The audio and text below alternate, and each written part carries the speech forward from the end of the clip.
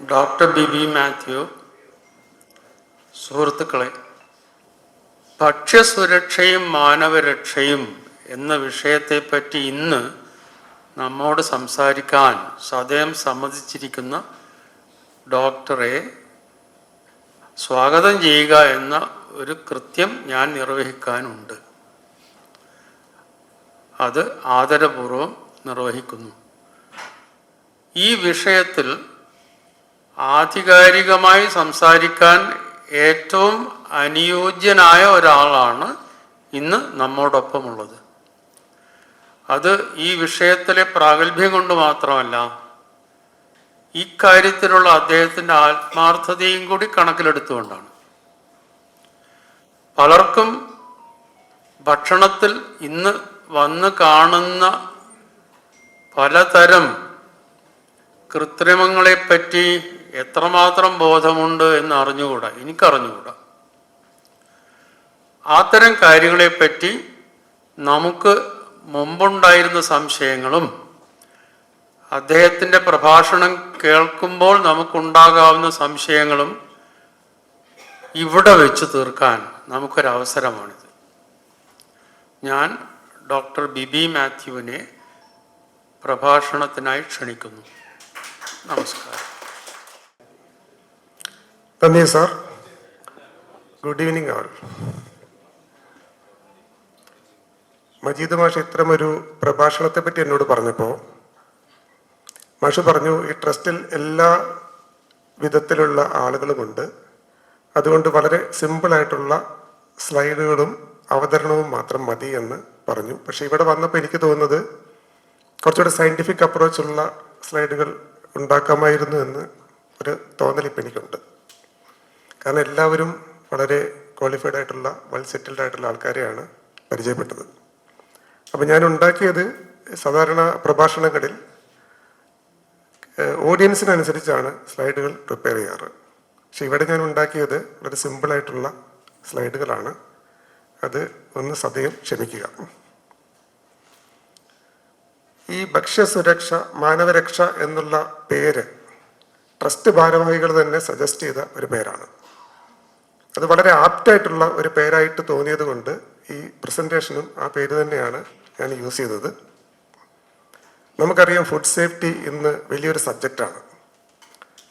അത് ആളുകളെല്ലാവരും ശ്രദ്ധിക്കുന്നതും വളരെ പെട്ടെന്ന് തന്നെ ഇഷ്യൂസായി മാറുന്നതുമായ ഒരു സബ്ജക്റ്റാണ്. എന്താണ് ഫുഡ് സേഫ്റ്റിയുടെ ഇമ്പോർട്ടൻസ്? നമുക്കറിയാവുന്നതുപോലെ പ്രതിവർഷം ലോക ജനസംഖ്യയിൽ 10ൽ ഒരാൾക്ക് ഭക്ഷ്യവിഷബാധ ഉണ്ടാകുന്നുണ്ട്. ഇപ്പോൾ ഇവിടെ ഈ സെമിനാറിൽ പങ്കെടുത്തുകൊണ്ടിരിക്കുന്നത് 100 പേരാണെങ്കിൽ ഇതിൽ 10 പേർക്ക് ഈ വർഷം ഭക്ഷ്യവിഷബാധ ഉണ്ടാകും.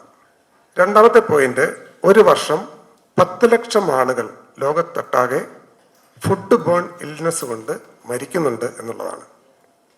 ഫുഡ് സേഫ്റ്റിയുടെ ഇമ്പോർട്ടൻസ് ഇതാണ്. അത്രയധികം ആളുകളെ ബാധിക്കുന്നതും അത്രയധികം ഡെത്ത് കോസ് ചെയ്യുന്നതുമായ ഒരു സബ്ജക്റ്റാണ് ഫുഡ് സേഫ്റ്റി. നമുക്കെല്ലാവർക്കും അറിയുന്നത് പോലെ ഹെൽത്ത് എന്ന് പറയുന്നതാണ് വെൽത്ത്. ബാക്കി എല്ലാ വെൽത്തുകളെയും ഹെൽത്ത് ഓവർറൂൾ ചെയ്യുന്നു. എന്താണ് ആരോഗ്യത്തിൻ്റെ അടിസ്ഥാന ഘടകങ്ങൾ? ഒട്ടേറെ ഘടകങ്ങൾ ആരോഗ്യത്തെ ബാധിക്കുന്നതുണ്ട്. പക്ഷെ പ്രധാനമായിട്ടും 3 കാര്യങ്ങളാണ്. ഒന്ന്, പരിതസ്ഥിതി. ഇന്ന് നമ്മുടെ ആരോഗ്യസ്ഥിതി താഴേക്ക് പോകുന്നതിൻ്റെ ഒരു പ്രധാന കാരണം ക്ലൈമറ്റിലുണ്ടാകുന്ന ചേഞ്ചസ് ആണ്. ആ സമയത്തുണ്ടാകുന്ന മഴ, ടെമ്പറേച്ചറിലുണ്ടാകുന്ന വ്യതിയാനം, ഓസോൺ പാളികളിലുണ്ടാകുന്ന മാറ്റങ്ങൾ, ഇതെല്ലാം നമ്മുടെ ആരോഗ്യത്തെ ഹാനികരമായി ബാധിക്കുന്നു. രണ്ടാമത്തേത് ജീവിതശൈലിയാണ്. നമുക്കെല്ലാവർക്കും അറിയാം, ഒരു തലമുറ ഏർലി മോർണിംഗ് എണീറ്റ് നാട്ടിലുണ്ടാകുന്ന ഭക്ഷണം കഴിച്ച് ഈവനിങ് നേരത്തെ കിടന്നുറങ്ങിയിരുന്നവരായിരുന്നുവെങ്കിൽ ഇന്ന് ലേറ്റ് ആയി എണീക്കുകയും ജങ്ക് ഫുഡുകൾ കഴിക്കുകയും ലേറ്റായി തന്നെ ഉറങ്ങുന്നതുമായ ഒരു സിസ്റ്റത്തിലേക്ക് സൊസൈറ്റി മാറി. ഇത് ഹെൽത്തിനെ അഡ്വേഴ്സായിട്ട് ബാധിക്കുന്ന ഒരു പ്രധാന ഘടകമാണ്. മൂന്നാമത്തേതാണ് ഞാൻ കൈകാര്യം ചെയ്യുന്ന സബ്ജക്റ്റ്, ഭക്ഷണം. ഹെൽത്തി ഫുഡ് എന്നുള്ളതിന് പകരം ആരോഗ്യമില്ലാത്ത ഒരു ഭക്ഷണ ശൈലിയിലേക്ക് ഒരു കൺവെർഷൻ ഒരു തലമുറയിൽ നിന്നും അടുത്ത തലമുറയിലേക്ക് ആകുമ്പോഴേക്കും എത്തിപ്പെട്ടു. ഇതെങ്ങനെയാണ് സംഭവിച്ചത്? നമ്മുടെ നാട്ടിൽ ലഭ്യമായിരുന്ന ഭക്ഷ്യവസ്തുക്കളെല്ലാം ഇന്ന് ലഭ്യമല്ല.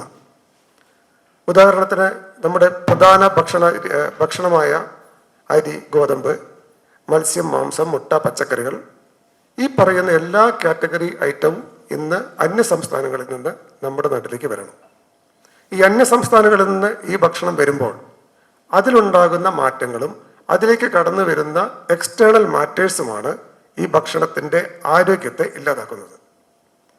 അതുകൊണ്ട് ഭക്ഷണം എന്നുള്ളതും ഹെൽത്തിനെ ബാധിക്കുന്ന ഒരു പ്രധാന ഫാക്ടറായിട്ട് മാറിയിരിക്കുന്നു.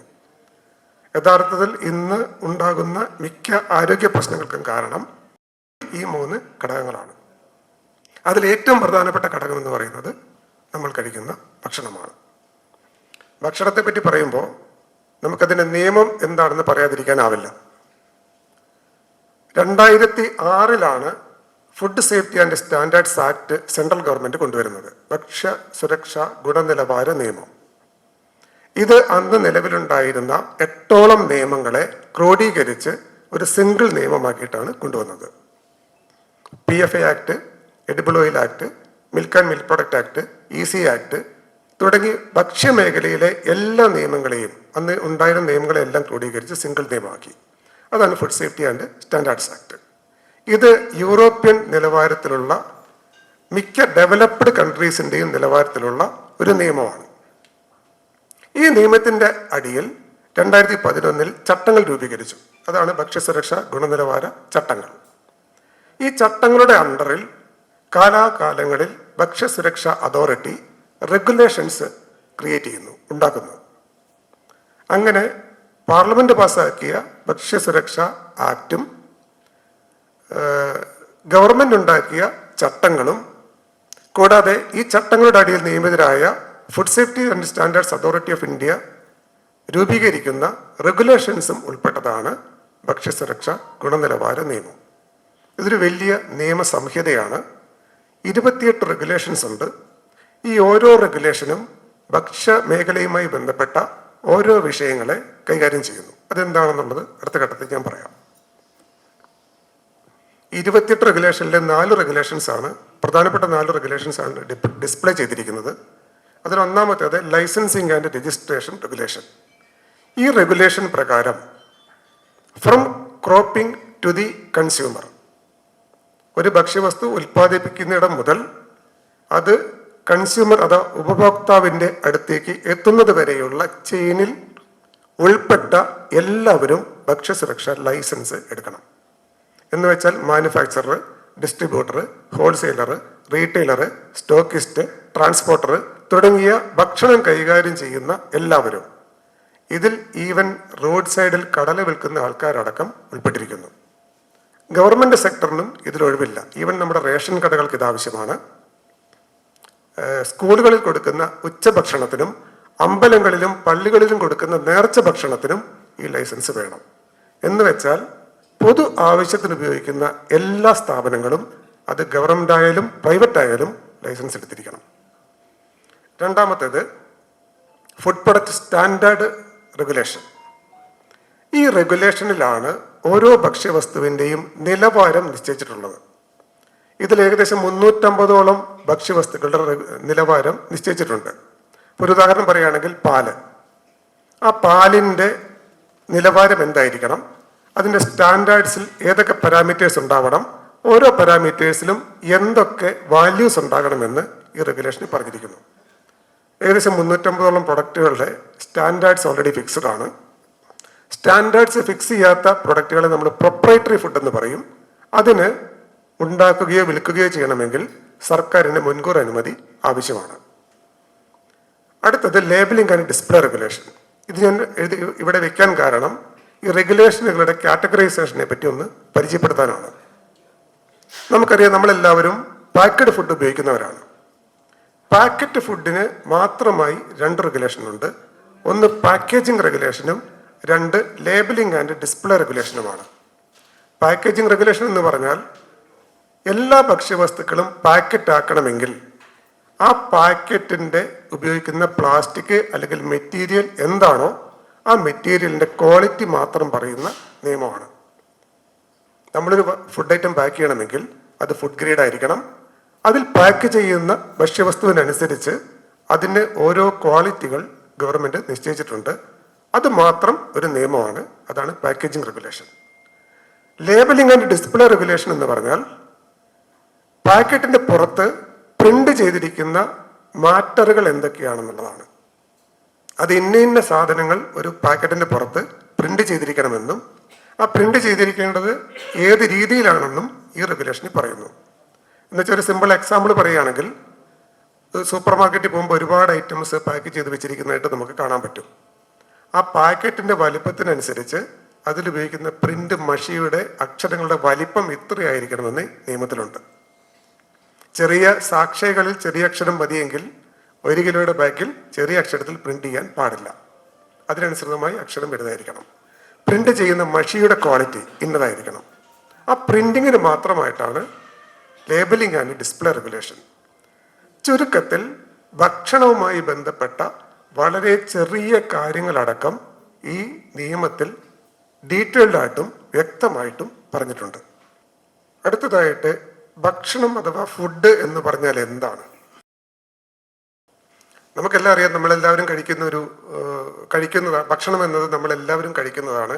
ഭക്ഷണത്തെ പറ്റി നമുക്കെല്ലാവർക്കും വ്യക്തമായി അറിയുന്നതാണ്. പക്ഷെ എന്താണ് ഫുഡ്?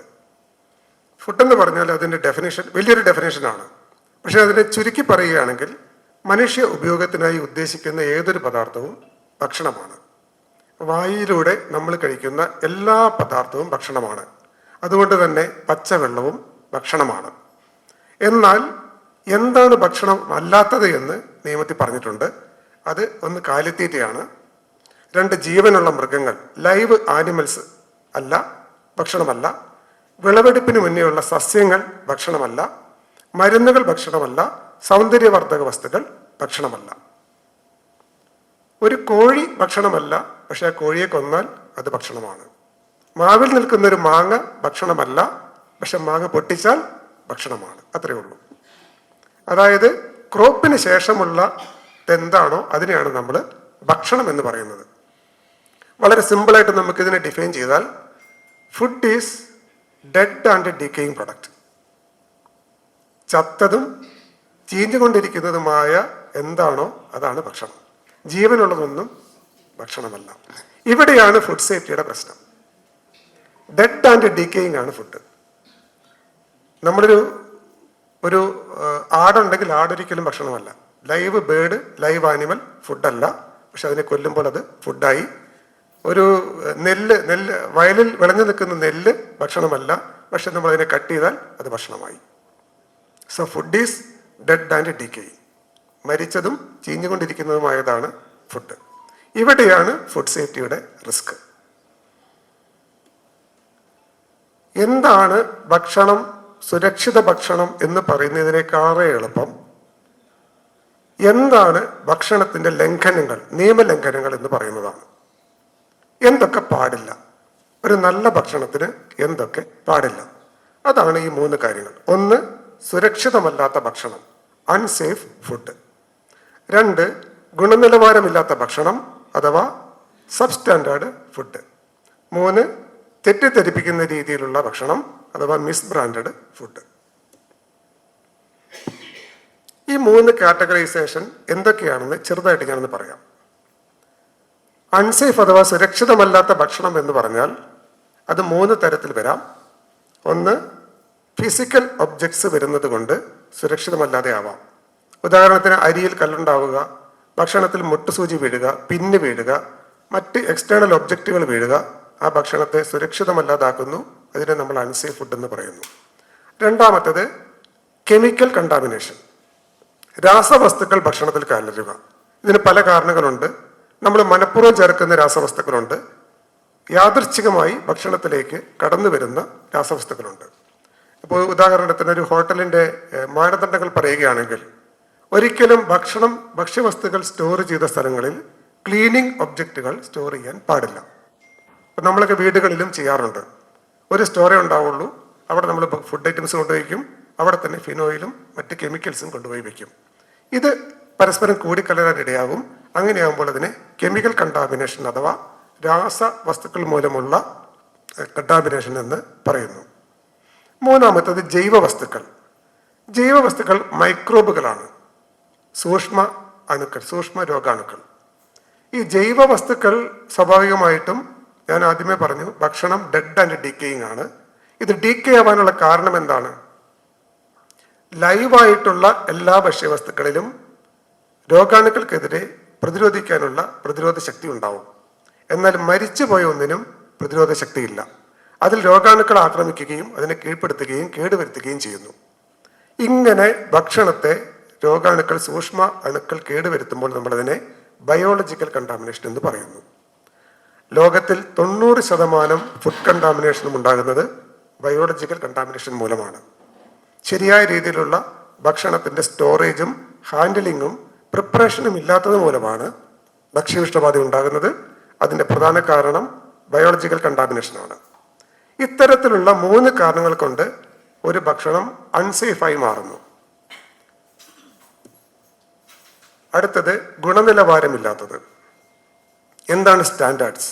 ഞാൻ ആദ്യമേ പറഞ്ഞു ഫുഡ് സേഫ്റ്റി സ്റ്റാൻഡേർഡ്സ് റെഗുലേഷനിൽ ഏകദേശം 350ഓളം ഭക്ഷ്യവസ്തുക്കൾക്ക് സ്റ്റാൻഡേർഡ്സ് ഫിക്സ് ചെയ്തിട്ടുണ്ട്. ഈ സ്റ്റാൻഡേർഡ്സ് കീപ്പ് ചെയ്യുന്നില്ല എങ്കിൽ, വേരിയേഷൻ ഉണ്ടാകുന്നുണ്ടോ എങ്കിൽ അതിനെ സബ് സ്റ്റാൻഡേർഡ് എന്ന് പറയുന്നു. ഒരു സിമ്പിൾ എക്സാമ്പിൾ പറഞ്ഞാൽ, സുരക്ഷിതമല്ലാത്തതും ഗുണനിലവാരമില്ലാത്തതിൻ്റെയും തമ്മിലുള്ള വ്യത്യാസം, സുരക്ഷിതമല്ലാത്തത് മനുഷ്യ ശരീരത്തിനും മനുഷ്യ ആരോഗ്യത്തിനും ഹാനികരമാണ് എങ്കിൽ ഗുണനിലവാരമില്ലായ്മ ഹാനികരമല്ല എന്നുള്ളതാണ്. ഇപ്പോൾ സിമ്പിളായ ഒരു എക്സാമ്പിൾ പറയുകയാണെങ്കിൽ, നമ്മളെല്ലാവരും വെളിച്ചെണ്ണ യൂസ് ചെയ്യുന്നുണ്ട്. വെളിച്ചെണ്ണ ഒരു കാലത്ത് ധാരാളം കണ്ടാമിനേഷൻ ഉള്ള ഒരു പ്രൊഡക്റ്റ് ആയിരുന്നു. പ്രധാന കണ്ടാമിനേഷൻ എന്ന് പറയുന്നത് അതിൽ വൈറ്റ് ഓയിൽ ചേർക്കുമായിരുന്നു.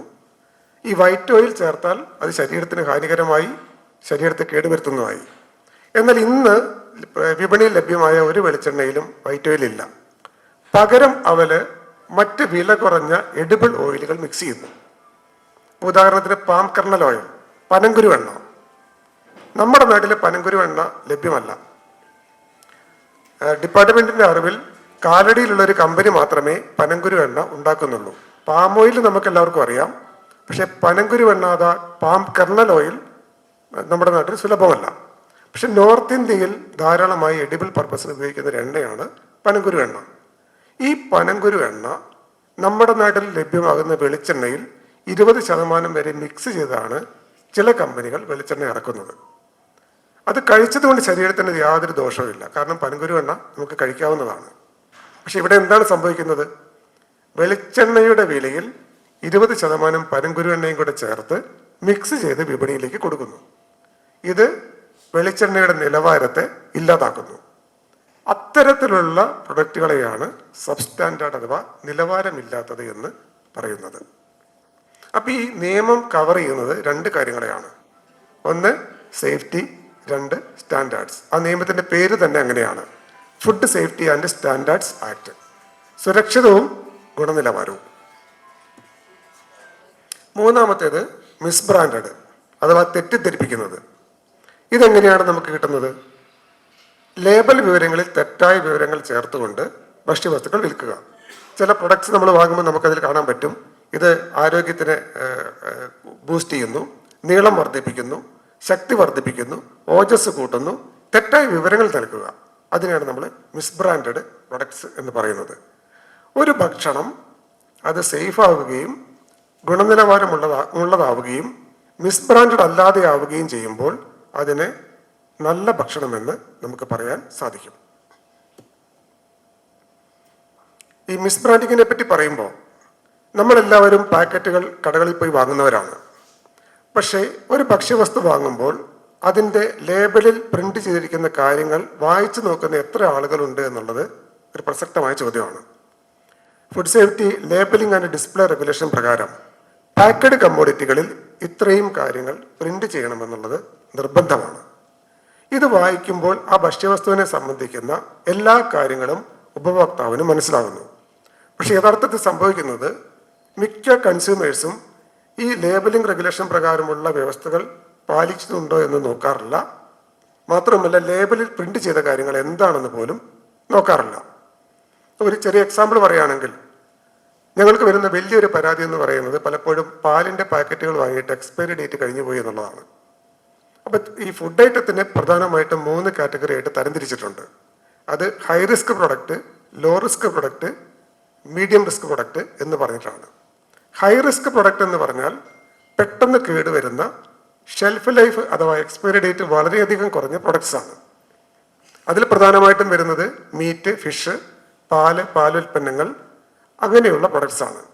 ഈ ഭക്ഷ്യവസ്തുക്കളിൽ വാങ്ങുമ്പോൾ ഉപഭോക്താവ് നിർബന്ധമായിട്ടും ആ പാക്കറ്റിൻ്റെ പുറത്ത് അടിച്ചിരിക്കുന്ന എക്സ്പയറി ഡേറ്റ് നോക്കണം. നമ്മൾ ആരും ചെയ്യാറില്ല. പ്രൊഡക്റ്റുകൾ ഒരു സൂപ്പർ മാർക്കറ്റിൽ ചെന്ന് സാധനങ്ങൾ വാങ്ങിക്കുമ്പോൾ ഒരിക്കലും ആ ലേബൽ വായിച്ചു നോക്കി എന്താണ് ഇതിനുള്ളിലുള്ളത്, ഇതിൻ്റെ ഡേറ്റ് ഓഫ് മാനുഫാക്ചർ എന്നാണ്, ആരും മാനുഫാക്ചർ ചെയ്തു, അതിൻ്റെ എക്സ്പയറി ഡേറ്റ് കഴിഞ്ഞിട്ടുണ്ടോ, കഴിയാറായിട്ടുണ്ടെങ്കിൽ എത്ര ദിവസമുണ്ട്, ഇത് നിർബന്ധമായിട്ടും ഓരോ ഉപഭോക്താവും നോക്കേണ്ടതാണ്.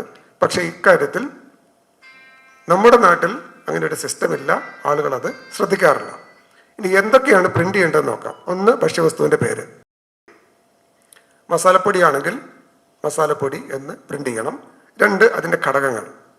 ഉദാഹരണത്തിന് മസാലപ്പൊടിയാണെങ്കിൽ അതിൽ മല്ലിപ്പൊടി, മുളക് പൊടി, മഞ്ഞൾപ്പൊടി, കുമിൻ സീഡ്, ഇത്തരം കാര്യങ്ങളെല്ലാം ഉണ്ടെങ്കിൽ എന്തൊക്കെ ഐറ്റംസ് അതിനകത്തുണ്ട് എന്നുള്ളത് പ്രിന്റ് ചെയ്തിരിക്കണം. 3, പോഷകാംശങ്ങൾ, ന്യൂട്രിറ്റീവ് വാല്യൂ, എത്ര കലോറി ഉണ്ട്, എത്ര പ്രോട്ടീൻ ഉണ്ട്, എത്ര വിറ്റമിൻ ഉണ്ട്, ഇത് അതിൽ പ്രിന്റ് ചെയ്തിരിക്കണം. 4, അഡിറ്റീവ്സ്. അതിനകത്ത് മറ്റെന്തെങ്കിലും പ്രിസർവേറ്റീവ്സോ അഡിറ്റീവ്സോ ഉണ്ടെങ്കിൽ അത് എത്ര ഉണ്ട്, ഏതൊക്കെയാണ് എന്ന് അതിൽ പ്രിന്റ് ചെയ്തിരിക്കണം. 3, അടുത്തത് നിർമ്മാതാവിൻ്റെ പേരും വിലാസവും. ഇത് ഉൽപ്പാദിപ്പിച്ച കമ്പനിയുടെ പേരും വിലാസവും വേണം. Vegetarian, non vegetarian emblem. അത് ശ്രദ്ധിക്കേണ്ട ഒരു കാര്യമാണ്. എല്ലാ ഭക്ഷ്യവസ്തുവിൻ്റെയും പാക്കറ്റിൻ്റെ പുറത്ത് വെജിറ്റേറിയൻ അല്ലെങ്കിൽ നോൺ വെജിറ്റേറിയൻ ആണ് എന്ന് തിരിച്ചറിയാനുള്ള എംബ്ലം ഉണ്ടാവും. ഒരു വൃത്തത്തിനുള്ളിൽ പച്ച കളറിലുള്ള ഒരു പൊട്ടാണെങ്കിൽ അത് വെജിറ്റേറിയൻ ആണ്. അതേസമയം ഒരു ട്രയാങ്കിളിൻ്റെ ഉള്ളിൽ ബ്രൗൺ കളറിലാണ് ആ പൊട്ടെങ്കിൽ അത് നോൺ വെജിറ്റേറിയൻ ആണ്. അപ്പോൾ ആ പ്രൊഡക്റ്റ് വെജാണ് നോൺ വെജാണെന്ന് അറിയാനുള്ള ലോഗോ അതിൽ പ്രിന്റ് ചെയ്യണം. അളവ് എത്രയാണ് തൂക്കമെന്ന് വേണം, നിർമ്മിച്ച തീയതി വേണം, എക്സ്പയറി ഡേറ്റ് വേണം, ബാച്ച് നമ്പർ വേണം. ഇത് പുറമെ നിന്ന് വന്നതാണെങ്കിൽ ഉൽപ്പാദിപ്പിച്ച രാജ്യത്തിൻ്റെ പേര് വേണം, അത് ഉപയോഗിക്കേണ്ട രീതി വേണം. ഏറ്റവും പ്രധാനപ്പെട്ടത് FSSAIയുടെ food safety and standards authority of ഇന്ത്യയുടെ ലോഗോയും കമ്പനിയുടെ ലൈസൻസ് നമ്പറും വേണം. അപ്പോൾ സ്വാഭാവികമായിട്ടും ഇത്രയും വിവരങ്ങൾ ഒന്ന് പരിശോധിക്കുന്ന ഒരു ഉപഭോക്താവിന് ആ പ്രൊഡക്റ്റിൻ്റെ ക്വാളിറ്റിയെ സംബന്ധിച്ച അടിസ്ഥാന ഐഡിയ ലഭിക്കുന്നു. പ്രത്യേകിച്ച് FSSAIയുടെ ലോഗോയും നമ്പറും നോക്കുക. ആ നമ്പർ ജസ്റ്റ് മൊബൈലിൽ FSSAIയുടെ സൈറ്റ് എടുത്ത് ആ ലൈസൻസ് നമ്പർ അടിച്ചാൽ ആ കമ്പനിയുടെ എല്ലാ വിവരങ്ങളും നമുക്ക് സൈറ്റിൽ നിന്ന് ലഭ്യമാണ്. ഒരു കടയിൽ ഒരു പ്രൊഡക്റ്റ് വാങ്ങുമ്പോൾ ഒരു സംശയമുണ്ടെങ്കിൽ ആ കടയിൽ നിന്നുകൊണ്ട് തന്നെ കമ്പനിയുടെ ലൈസൻസ് അടക്കം നമുക്കിപ്പോൾ പരിശോധിക്കാൻ സാധിക്കും. മാത്രമല്ല ഈ പ്രൊഡക്റ്റിൻ്റെ അകത്ത് എന്തൊക്കെയാണ്, എന്തൊക്കെ ചേരുവകളുണ്ട്, ഇതിനകത്ത് കളർ ചേർത്തിട്ടുണ്ടോ, എക്സ്ട്രാ അഡിറ്റീവ്സ് ഉണ്ടോ, ബെൻസോയിക് ആസിഡ് തുടങ്ങിയ പ്രിസർവേറ്റീവ്സ് ഉണ്ടോ, എല്ലാം പാക്കറ്റിൻ്റെ പുറത്ത് പ്രിന്റ് ചെയ്തിട്ടുണ്ട്. പിന്നെ ചില പ്രൊഡക്റ്റുകൾ, ലേസ് പോലെയുള്ള പ്രൊഡക്റ്റുകളാണെങ്കിൽ അതിൻ്റെ അഡിറ്റീവ്സും കണ്ടൻസും എന്താണ്, എത്ര ഷുഗർ ഉണ്ട് അതിനകത്ത്, എത്ര പഞ്ചസാരയുണ്ട്, എത്ര ഉപ്പുണ്ട്, എല്ലാം നമുക്കതിൽ ലഭ്യമാണ്. അപ്പം ഈ പറയുന്ന ലേബൽ വിവരങ്ങൾ കൃത്യമായി പരിശോധിച്ച് പ്രൊഡക്ട്സ് വാങ്ങുക എന്നുള്ളത് ഒരു ഉപഭോക്താവിൻ്റെ കടമയാണ്, ഉത്തരവാദിത്തമാണ്. ഭക്ഷ്യവസ്തുക്കൾ തിരഞ്ഞെടുക്കുമ്പോൾ നമ്മൾ എന്തൊക്കെ ചെയ്യുന്നു എന്നുള്ളതാണ് അടുത്ത ക്വസ്റ്റ്യൻ. സാധാരണ നമ്മുടെ നാട്ടിൽ കാണുന്ന ഒരു പ്രത്യേകത എന്ന് പറയുന്നത് ഭക്ഷ്യവസ്തുക്കളുടെ തിരഞ്ഞെടുപ്പിൽ കാണിക്കുന്ന അലംഭാവമാണ്. ഫുഡിൻ്റെ അഥവാ ഭക്ഷണത്തിൻ്റെ അടിസ്ഥാന ധർമ്മം എന്ന് പറയുന്നത് ആരോഗ്യം തരിക എന്നുള്ളത് മാത്രമാണ്. അങ്ങനെയാകുമ്പോൾ ഓരോ ഭക്ഷണവും നമ്മൾ തിരഞ്ഞെടുക്കുമ്പോൾ നമ്മൾ പ്രധാനമായിട്ടും ശ്രദ്ധിക്കേണ്ടത് സേഫ്റ്റിയും സ്റ്റാൻഡേർഡ്സുമാണ്, ഗുണമേന്മയും സുരക്ഷിതത്വവുമാണ്. പക്ഷേ ഒരു കടയിൽ ഒരു പ്രൊഡക്റ്റ് നമ്മൾ വാങ്ങുമ്പോൾ അത് കഴിക്കുന്നത് മൂലം നമ്മൾ സുരക്ഷിതരാണോ എന്ന് എത്ര ആളുകൾ ചിന്തിക്കുന്നുണ്ട്? അല്ലെങ്കിൽ അതിൻ്റെ ഗുണമേന്മ, ഇത് കഴിക്കുന്നത് മൂലം എനിക്ക് എത്ര പ്രോട്ടീൻ കിട്ടും, എത്ര കാർബോഹൈഡ്രേറ്റ് കിട്ടും, എത്ര വൈറ്റമിൻ കിട്ടും, ഇത് ആരെങ്കിലും ശ്രദ്ധിക്കുന്നുണ്ടോ? ഇത് രണ്ടിനും പകരം ഒരു ഉപഭോക്താവിൻ്റെ പ്രിഫറൻസ് എന്താണെന്നും ഞാൻ കാണിച്ചു തരാം. സാധാരണ നമ്മുടെ നാടുകളിൽ ഭക്ഷ്യവസ്തുക്കൾ വാങ്ങുമ്പോൾ ആളുകൾ പ്രിഫർ ചെയ്യുന്ന പ്രധാനപ്പെട്ട 4 കാര്യങ്ങൾ ഇതാണ്. ഒന്നത് നിറമുള്ള ഭക്ഷണമാവണം, 2 മണമുള്ള ഭക്ഷണമാവണം, 3 രുചിയുള്ള ഭക്ഷണമാകണം, ഏറ്റവും പ്രധാനപ്പെട്ടത് കുറഞ്ഞ വിലയിൽ കിട്ടണം. നമ്മളെ പ്രിഫറൻസുകൾ ഇവിടെയാണ്. വില കുറഞ്ഞ നിറവും മണവും രുചിയുമുള്ള ഭക്ഷണമാണ് നമ്മൾ സെലക്ട് ചെയ്യുന്നത്. ഉദാഹരണം പറയുകയാണെങ്കിൽ, റോഡിലൂടെ നടക്കുമ്പോൾ ഒരു ഷവർമയോ ബ്രോസ്റ്റോ വിൽക്കുന്ന കട കാണുമ്പോൾ അതിൻ്റെ ചില്ലുകൂട്ടിലെ കാഴ്ചകൾ തരുന്ന ആനന്ദം, പുറത്ത് നിൽക്കുമ്പോൾ നമ്മൾക്ക് കിട്ടുന്ന സ്മെല്ല്, അതിൻ്റെ പുറത്ത് ഷവർമയ്ക്ക് 50 രൂപ എന്ന് എഴുതി വെച്ചിരിക്കുമ്പോൾ കാണുന്ന വിലക്കുറവ്, ഇത്തരം പ്രിഫറൻസുകളിലൂടെയാണ് നമ്മളൊരു ഭക്ഷണം തിരഞ്ഞെടുക്കുന്നത്. അതിന് പകരം ആ ഭക്ഷണം കഴിച്ചാൽ, ഷവർമയോ ബ്രോസ്റ്റോ കഴിച്ചാൽ അതിൻ്റെ ആരോഗ്യത്തിന് എത്രമാത്രം സഹായകരമാണ്, അല്ലെങ്കിൽ എൻ്റെ ഹെൽത്ത് കോൺഷ്യസ് എത്രമാത്രം സംരക്ഷിക്കപ്പെടും, ഇതിനെപ്പറ്റി ചിന്തിക്കുന്ന ആളുകളുടെ എണ്ണം വളരെ കുറവാണ് എന്നുള്ളതാണ് ഒരു വസ്തുത. പ്രത്യേകിച്ച് നമ്മുടെ യുവതലമുറ. പ്രിഫറൻസ് മാറുന്നത് നമ്മുടെ ആരോഗ്യത്തെ വളരെയധികം ഹാനികരമായി ബാധിക്കുന്നുണ്ട് എന്നുള്ളത് ഒരു പ്രധാനപ്പെട്ട ഘടകമാണ്. എൻ്റെ ഒരു പേഴ്സണൽ എക്സ്പീരിയൻസ് പറയുകയാണെങ്കിൽ, ഇപ്പം നമ്മുടെ ബനാന ചിപ്സ് എല്ലാവരും കഴിക്കുന്ന ഒരു സാധനമാണ്. നമ്മളെല്ലാവരും ചിപ്സ് കഴിക്കും. ആക്ച്വലി ചിപ്സിൻ്റെ കളർ എന്താണ്? യെല്ലോ ആണ്. യെല്ലോ കളറിലാണ് ചിപ്സ് കിട്ടുന്നത്. പക്ഷേ വാഴക്കയുടെ കളർ യെല്ലോ ആണോ? അല്ല, അത് വൈറ്റ് ആണ്. നമുക്ക് എല്ലാവർക്കും അറിയാം. ഈ വൈറ്റ് കളറിലുള്ള വാഴയ്ക്ക എങ്ങനെയാണ് യെല്ലോ കളറിലുള്ള ചിപ്സായി മാറുന്നത്? അതിനകത്തൊരു കെമിക്കൽ ആഡ് ചെയ്യും. ടാട്രാസിൻ എന്ന് പറയുന്ന ഒരു കെമിക്കൽ അതിലേക്ക് ആഡ് ചെയ്യും. അപ്പോൾ ചിപ്സ് ഉണ്ടാക്കുന്ന കമ്പനികൾ എണ്ണയിലേക്ക് ടാട്രാസിൻ ആഡ് ചെയ്ത് അതിലേക്ക് ചിപ്സ് ഇട്ട് ഇളക്കിയെടുക്കുമ്പോഴാണ് അതിന് മഞ്ഞ കളർ കിട്ടുന്നത്. ഈ മഞ്ഞ കളർ, ഞാൻ പാലക്കാട് വർക്ക് ചെയ്യുമ്പോൾ അവിടെ ഒരു കമ്പനി, ചിപ്സ് ഉണ്ടാക്കുന്ന ഒരു കമ്പനി മഞ്ഞ കളറിൽ ചിപ്സ് ഉണ്ടാക്കി. ചിപ്സിനകത്ത് ഈ കളർ ടാട്രാസിൻ പെർമിറ്റഡ് അല്ല.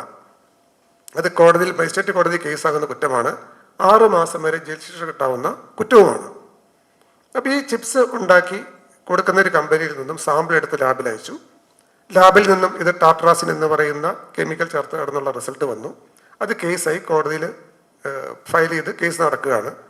അങ്ങനെ ഇരിക്കെ വീണ്ടും ഇതേ കമ്പനിയുടെ മഞ്ഞ കളറിലുള്ള ചിപ്സ് കണ്ടു. അപ്പോൾ വീണ്ടും സാമ്പിൾ എടുത്ത് വീണ്ടും രണ്ടാമതൊരു കേസായി. അങ്ങനെ 2 കേസ്, ഒരേ കമ്പനിക്ക് 2 കേസ്. അപ്പോൾ ഇയാളെ ഒരിക്കൽ കണ്ടപ്പോൾ, കോടതി കണ്ടപ്പോൾ ഇയാളോട് ചോദിച്ചത്, നിങ്ങൾക്ക് ഒരു കേസ് ഓൾറെഡി ഉണ്ട്, രണ്ടാമത് എന്തിനാണ് നിങ്ങൾ വീണ്ടും കളർ ചേർത്ത് ചിപ്സ് ഉണ്ടാക്കി വീണ്ടും കോടതി കയറി ഇറങ്ങി നടക്കുന്നത്? അയാൾ പറഞ്ഞ മറുപടി നമ്മൾ ശ്രദ്ധിക്കണം. അയാൾ പറഞ്ഞു, സാർ, ഒരു കേസ് വന്നതിന് ശേഷം ഞാൻ കളർ ചേർക്കുന്നത് പൂർണ്ണമായി നിർത്തി. വെള്ള കളറിലുള്ള ചിപ്സ് ഉണ്ടാക്കി ഞാൻ കടകളിൽ കൊണ്ട് കൊടുത്തു. എൻ്റെ ചിപ്സ് വാങ്ങാൻ ആളില്ല, ആർക്കും അത് വേണ്ട. ഉപഭോക്താക്കളെല്ലാവരും മഞ്ഞ ചിപ്സ് തന്നെ വേണമെന്ന് നിർബന്ധം പിടിക്കുന്നു. എനിക്ക് വേറെ രക്ഷയില്ല, എൻ്റെ ബിസിനസ് നടക്കണ്ടേ, ഞാൻ വീണ്ടും കളർ ചേർത്തു. ഇവിടെ പ്രിഫറൻസിന് വലിയൊരു പ്രാധാന്യമുണ്ട്. ഈ നല്ല ഭക്ഷണം എന്നുള്ള കൺസെപ്റ്റിലേക്ക് നമ്മൾ എത്തണമെങ്കിൽ നല്ല ഭക്ഷണം ഉപഭോക്താവ് ഡിമാൻഡ് ചെയ്യണം. ആ ഡിമാൻഡിലൂടെ മാത്രമേ ഫുഡ് സൊസൈറ്റിയിൽ നല്ല ഫുഡിലേക്കുള്ള ഒരു ചേഞ്ച് വരുള്ളൂ. അതിന് പകരം പ്രിഫറൻസുകൾ മറ്റ് മേഖലകളിൽ നിൽക്കുമ്പോൾ സ്വാഭാവികമായിട്ടും ആ ഡിമാൻഡിനനുസരിച്ചുള്ള സപ്ലൈ ആണ് മാർക്കറ്റിലേക്ക് വരിക. അപ്പം നമ്മൾ ആവശ്യപ്പെടുന്നത് നിറവും മണവും രുചിയുമുള്ള വില കുറഞ്ഞ ഭക്ഷണമാകുമ്പോൾ അത്തരം ഭക്ഷണം മാർക്കറ്റിലേക്ക് കൂടുതലായിട്ട് കടന്നു വരുന്നു.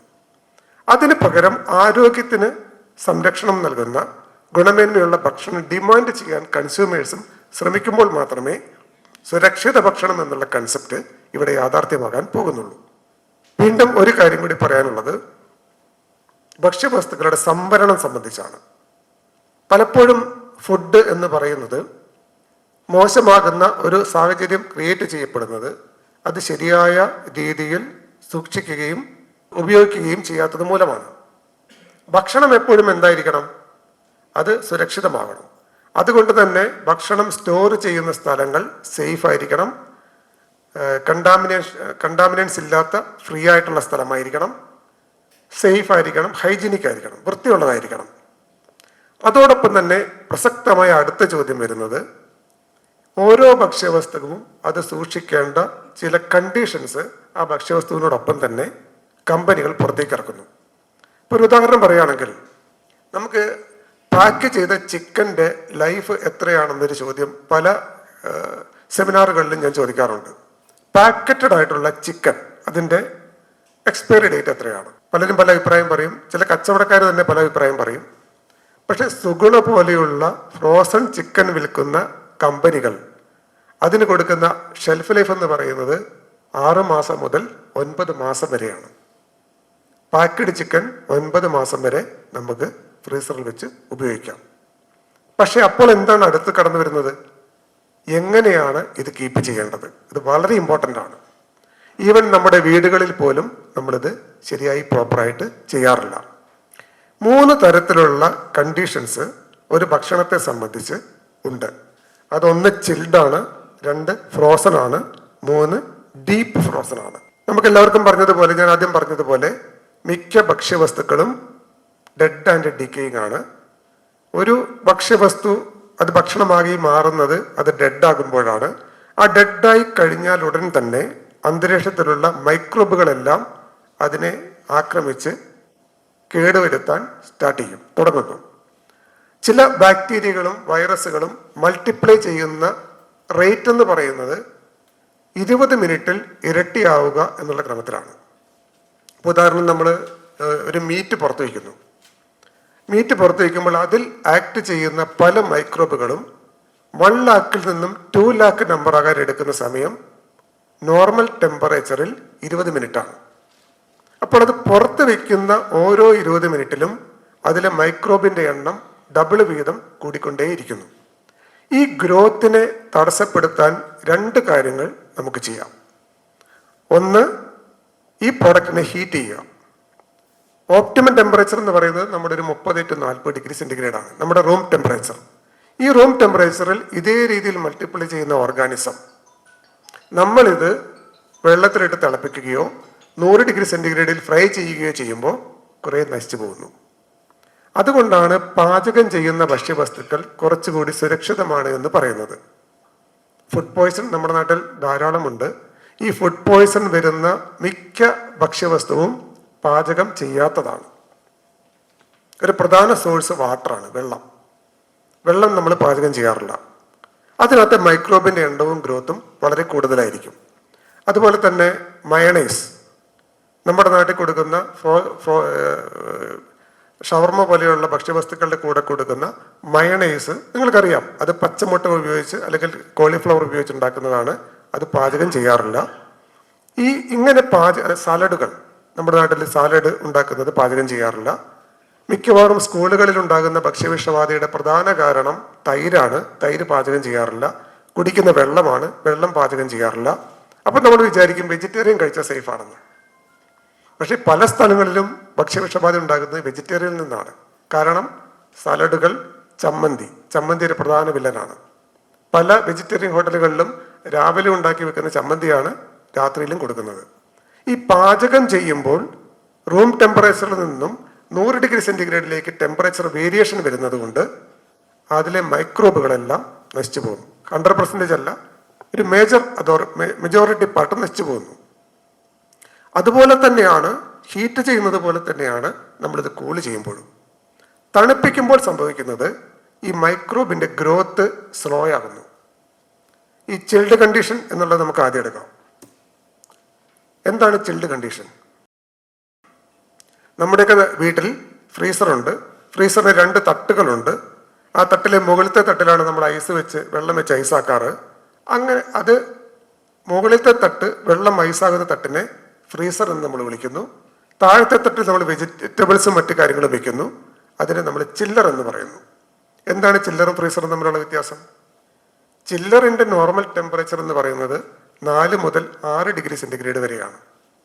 ഫ്രീസറിൻ്റെ നോർമൽ ടെമ്പറേച്ചർ എന്ന് പറയുന്നത് 0 ഡിഗ്രി സെൻറ്റിഗ്രേഡ് ആണ്. ഇത് തമ്മിലുള്ള വ്യത്യാസം എന്താണ്? ചിൽഡ് കണ്ടീഷനിൽ വെക്കുന്ന ഭക്ഷ്യവസ്തുക്കൾ നമുക്ക് പെട്ടെന്ന് എടുത്ത് ഉപയോഗിക്കാൻ പറ്റുന്നു. പക്ഷേ ഫ്രോസൺ കണ്ടീഷനിലാകുമ്പോൾ അത് കുറച്ചുകൂടി തണുത്ത് ഖരാവസ്ഥയിലായിരിക്കും. അതിന് കൂടുതൽ സമയം നോർമൽ ടെമ്പറേച്ചറിലേക്ക് വരുത്താനായിട്ട് നമുക്ക് ആവശ്യമാണ്. പക്ഷെ ഭക്ഷ്യവസ്തുക്കൾ ചിൽഡ് കണ്ടീഷനിലോ ഫ്രോസൺ കണ്ടീഷനിലോ പോകുമ്പോൾ സ്വാഭാവികമായിട്ടും അതിലുള്ള മൈക്രോബിൻ്റെ ഗ്രോത്ത് റേറ്റ് താഴേക്ക് പോകുന്നു. ഒരു സിമ്പിൾ എക്സാമ്പിൾ പറയുകയാണെങ്കിൽ, ഒരു 30 ഡിഗ്രി സെൻറ്റിഗ്രേഡിൽ 20 മിനിറ്റ് കൊണ്ട് ഒരു മൈക്രോബ് അതിൻ്റെ എണ്ണം ഇരട്ടിയാകുന്നുവെങ്കിൽ അത് നമ്മൾ ഫ്രീസർ കയറ്റി ചിൽഡ് കണ്ടീഷനിൽ വെക്കുമ്പോൾ എണ്ണം ഇരട്ടിയാക്കാൻ എടുക്കുന്ന സമയം 6 മുതൽ 8 വരെ മണിക്കൂറുകളായിരിക്കും. പുറത്ത് 1 മണിക്കൂർ വയ്ക്കുന്ന ഇഫക്റ്റ് ഫ്രീസറിനുള്ളിൽ 8 മണിക്കൂർ വരെ കീപ്പ് ചെയ്യപ്പെടും. അതുകൊണ്ടാണ് ഫ്രോസൺ കണ്ടീഷനിലോ ചില്ല് കണ്ടീഷനിലോ വയ്ക്കുമ്പോൾ ഭക്ഷ്യവസ്തുക്കൾക്ക് കൂടുതൽ ഷെൽഫ് ലൈഫ് കിട്ടുന്നത്. ഇനി ഡീപ്പ് ഫ്രീസിംഗ് എന്ന് പറഞ്ഞാൽ എന്താണ്? നമ്മുടെ ടെമ്പറേച്ചർ 0-ൽ നിന്നും താഴേക്ക് കൊണ്ടുപോയി -18°C എത്തുമ്പോൾ ഡീപ്പ് ഫ്രീസിംഗ് ആയി. ഈ ഡീപ്പ് ഫ്രോസൺ കണ്ടീഷനിൽ മൈക്രോബിന്റെ ഗ്രോത്ത് 0 ആയിട്ടാണ് വാല്യുവേറ്റ് ചെയ്യപ്പെടുന്നത്. ഫോർ എക്സാമ്പിൾ, നമ്മളൊരു പ്രോസസ്ഡ് മീറ്റ്, ഒരു ചിക്കൻ മീറ്റ്, അതിലെ മൈക്രോബുകളെല്ലാം ഒരു കെമിക്കൽ പ്രോസസ്സ് വഴി റിമൂവ് ചെയ്തതിന് ശേഷം -18°C കൊണ്ടുവന്ന് അത് ആ ടെമ്പറേച്ചർ തന്നെ മെയിൻറ്റെയിൻ ചെയ്ത് പോവുകയാണെങ്കിൽ എത്ര കാലം കഴിഞ്ഞാലും അതിന് കേടുവരില്ല. കാരണം അതിനകത്ത് മൈക്രോബ് കടക്കുകയോ ഗ്രോ ചെയ്യുകയോ ചെയ്യുന്നില്ല. ഈ ഒരു കണ്ടീഷൻ പാലിച്ചുകൊണ്ട് വേണം എല്ലാ ഭക്ഷ്യവസ്തുക്കളും നമ്മൾ വീട്ടിൽ ഹാൻഡിൽ ചെയ്യാൻ. ഇപ്പോൾ ഒരു ഉദാഹരണം പറഞ്ഞാൽ, നമ്മൾ വീട്ടിൽ ഉപയോഗിക്കുന്ന മിൽക്കിൻ്റെ ലൈഫ് എന്ന് പറയുന്നത് ആക്ച്വലി 4 മണിക്കൂറാണ്. പാല് നമ്മൾ കറന്നെടുത്ത് കഴിഞ്ഞാൽ ആ പാലിനകത്തുള്ള ലാക്ടജനെ മൈക്രോബ് ഗ്രോത്ത് ഉണ്ടായി ലാക്റ്റിക് ആസിഡായി മാറ്റാൻ എടുക്കുന്ന സമയം 4 മുതൽ 6 മണിക്കൂർ വരെയാണ്. പൂർണ്ണമായും മിൽക്ക് സേഫ് ആണെന്ന് നമുക്ക് പറയാൻ പറ്റുക അത് കറന്നെടുത്ത് കഴിഞ്ഞാൽ 4 to 6 hours മാത്രമാണ്. പക്ഷെ നമ്മുടെ മിൽമ പോലെയുള്ള കമ്പനികൾ 2 ദിവസവും 3 ദിവസവും നമുക്ക് എക്സ്പയറി ഡേറ്റ് തരുന്നുണ്ട്. ഇതെങ്ങനെയാണ് നടക്കുന്നത്? അവിടെ സംഭവിക്കുന്നത്, ഈ പാലിനെ അവരാദ്യം പാസ്ചറൈസ് ചെയ്യുന്നു. പാസ്ചറൈസേഷൻ പ്രോസസ്സിലൂടെ കടത്തിവിട്ട് ആ പാലിലുള്ള എല്ലാ മൈക്രോബുകളെയും കൊന്നുകളയും. അതിനുശേഷം അത് ചിൽഡ് കണ്ടീഷൻ, അതായത് 4°C മാറ്റുന്നു. അപ്പോൾ ആ പാലിനകത്തെ മൈക്രോബുകളെല്ലാം നശിച്ചുപോയി. അത് 4°C ചിൽഡ് കണ്ടീഷനിലേക്ക് മാറ്റി ആ 4°C കണ്ടിന്യൂസ് ആയിട്ട് കീപ്പ് ചെയ്ത് ട്രാൻസ്പോർട്ടേഷനിലും സ്റ്റോറേജിലും വെച്ച് ഉപയോഗിക്കുമ്പോൾ 2 ദിവസം ലൈഫ് കിട്ടും. അവിടെ 4 മുതൽ 6 മണിക്കൂർ വരെ മാത്രം ലൈഫുള്ള പാലിനെ 48 hours ലൈഫിലേക്ക് ചേഞ്ച് ചെയ്യുന്നു. ഈ പ്രോസസ്സിൽ കൃത്യമായി പരിപാലിക്കപ്പെടുന്നില്ല എങ്കിൽ ആ പാല് അൺസേഫായിട്ട് മാറും. ഒരു ഉദാഹരണം പറഞ്ഞാൽ, ഞാൻ കാസർഗോഡ് വർക്ക് ചെയ്യുമ്പോൾ അവിടെ ഒരു അമ്പലത്തിൽ ഉത്സവത്തോടനുബന്ധിച്ച് വലിയൊരു ഭക്ഷ്യവിഷബാധ ഉണ്ടായി. 1,500 ആൾക്കാരെ ബാധിക്കുന്ന തരത്തിലുള്ള ഒരു ഭക്ഷ്യവിഷബാധ. അതിനെപ്പറ്റി സ്റ്റഡി ചെയ്ത് കാര്യങ്ങളൊക്കെ മനസ്സിലാക്കിയപ്പോൾ തിരിച്ചറിഞ്ഞത് പാലായിരുന്നു വില്ലൻ. കാരണം അമ്പലത്തിൽ പാല് സ്റ്റോർ ചെയ്യാനുള്ള സൗകര്യമില്ല. വലിയൊരു ഉത്സവമാണ്. പായസം ഉണ്ടാക്കാനും മറ്റു കാര്യങ്ങൾക്കുമായി വലിയ ബൾക്ക് പായസത്തിൻ്റെ ഓർഡർ കൊടുത്തു. വലിയ വണ്ടിയിൽ കൊണ്ടുവന്ന് ആ പായസം അമ്പലത്തിൽ ഇറക്കി വെച്ചു. അത് ചിൽഡ് കണ്ടീഷൻ പാലിച്ചില്ല, റൂം ടെമ്പറേച്ചറിൽ വെച്ചു. തലേ ദിവസം ഇറക്കിയ പാൽ ഉപയോഗിച്ച് പിറ്റേ ദിവസം പായസവും മറ്റു കാര്യങ്ങളും ഉണ്ടാക്കി ഒരുപാട് ആളുകൾക്ക് കൊടുത്തു. അത് കുറേ ആളുകളെ ബാധിക്കുന്നൊരവസ്ഥ വന്നു. അപ്പോൾ ഇത്തരം ഷെൽഫ് ലൈഫ് കുറഞ്ഞ ഹൈ റിസ്ക് ഫുഡ് പ്രൊഡക്ട്സ് ഉപയോഗിക്കുമ്പോൾ ഈ പറഞ്ഞതുപോലെ കൃത്യമായ തരത്തിൽ അതിൻ്റെ മാനദണ്ഡങ്ങൾ പാലിച്ച് മാത്രമേ ഉപയോഗിക്കാൻ പാടുള്ളൂ എന്നുള്ളത് ഫുഡ് സേഫ്റ്റിയെ സംബന്ധിച്ച ഒരു പ്രധാന കാര്യമാണ്. ഫോർട്ടിഫിക്കേഷൻ ഈ ലോഗോ ചില പ്രൊഡക്റ്റുകളിൽ നമ്മളെല്ലാവരും കാണുന്നതാണ്. എന്താണ് ഫോർട്ടിഫിക്കേഷൻ?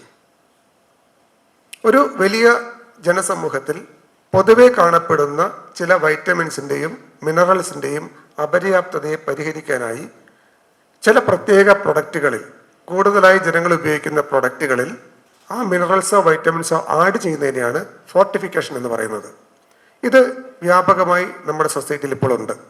ആദ്യമായി ഫോർട്ടിഫിക്കേഷൻ ചെയ്തത് ഉപ്പിനകത്താണ്, അയഡിൻ ഡെഫിഷ്യൻസി മൂലം ഗോയിറ്റർ വ്യാപകമായി ഇന്ത്യ രാജ്യത്ത് ഉണ്ടായ സമയത്ത് സർക്കാർ തീരുമാനമെടുത്ത് അയഡൈസ്ഡ് ഉപ്പ് ഇറക്കി, ക്രിസ്റ്റൽ അയഡൈസ്ഡ് ഉപ്പ്.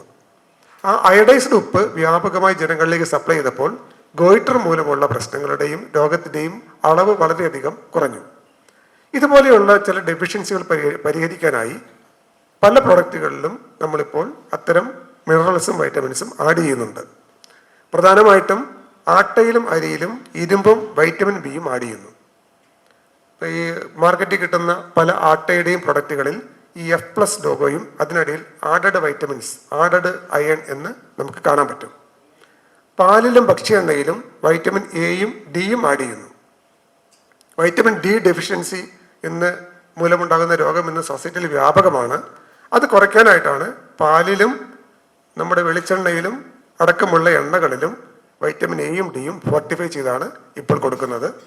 കൂടാതെ ഉപ്പിലാണെങ്കിലോ ഇരുമ്പും അയഡിനും ആഡ് ചെയ്യുന്നു. ഇപ്പോൾ അത് കുറച്ചുകൂടെ വ്യാപകമാക്കിയിട്ട് നമ്മളെ റേഷൻ അരിയിലൂടെ ഇപ്പോൾ ഫോർട്ടിഫിക്കേഷൻ ചെയ്ത് കൊടുക്കുന്നുണ്ട്. പലപ്പോഴും പരാതി ഞങ്ങൾക്ക് വരാറുണ്ട്, റേഷൻ അരിയുടെ കൂടെ ഒരു വൈറ്റ് കളറിലുള്ള ക്രിസ്റ്റൽസ് കാണുന്നു. ഒരുപാട് പരാതികൾ വരുന്നുണ്ട്. പക്ഷെ ആക്ച്വലി അത് ഫോർട്ടിഫൈഡ് റൈസാണ്. ചില വൈറ്റമിൻസും മിനറൽസും ഇതുപോലെ ആഡ് ചെയ്ത് കൊടുത്തിട്ടാണ് സമൂഹത്തിലുള്ള ചില വൈറ്റമിൻസിൻ്റെയും മിനറൽസിൻ്റെയും അപര്യാപ്തത സർക്കാർ പരിഹരിക്കുന്നത്.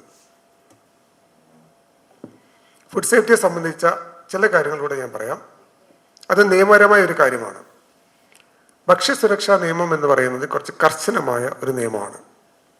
ഇത് ജനങ്ങളുടെ ആരോഗ്യത്തിൻ്റെ വിഷയമായതുകൊണ്ട് ഫുഡ് സേഫ്റ്റി വയലേഷൻസ് ചെയ്യുന്ന സ്ഥാപനങ്ങൾ, കച്ചവടക്കാർ, മറ്റ് വ്യക്തികൾ എന്നിങ്ങനെ ആർക്കെതിരെയും ഇത്തരം നിയമങ്ങൾ പ്രയോഗിക്കാൻ നമുക്ക് പറ്റുന്നതാണ്.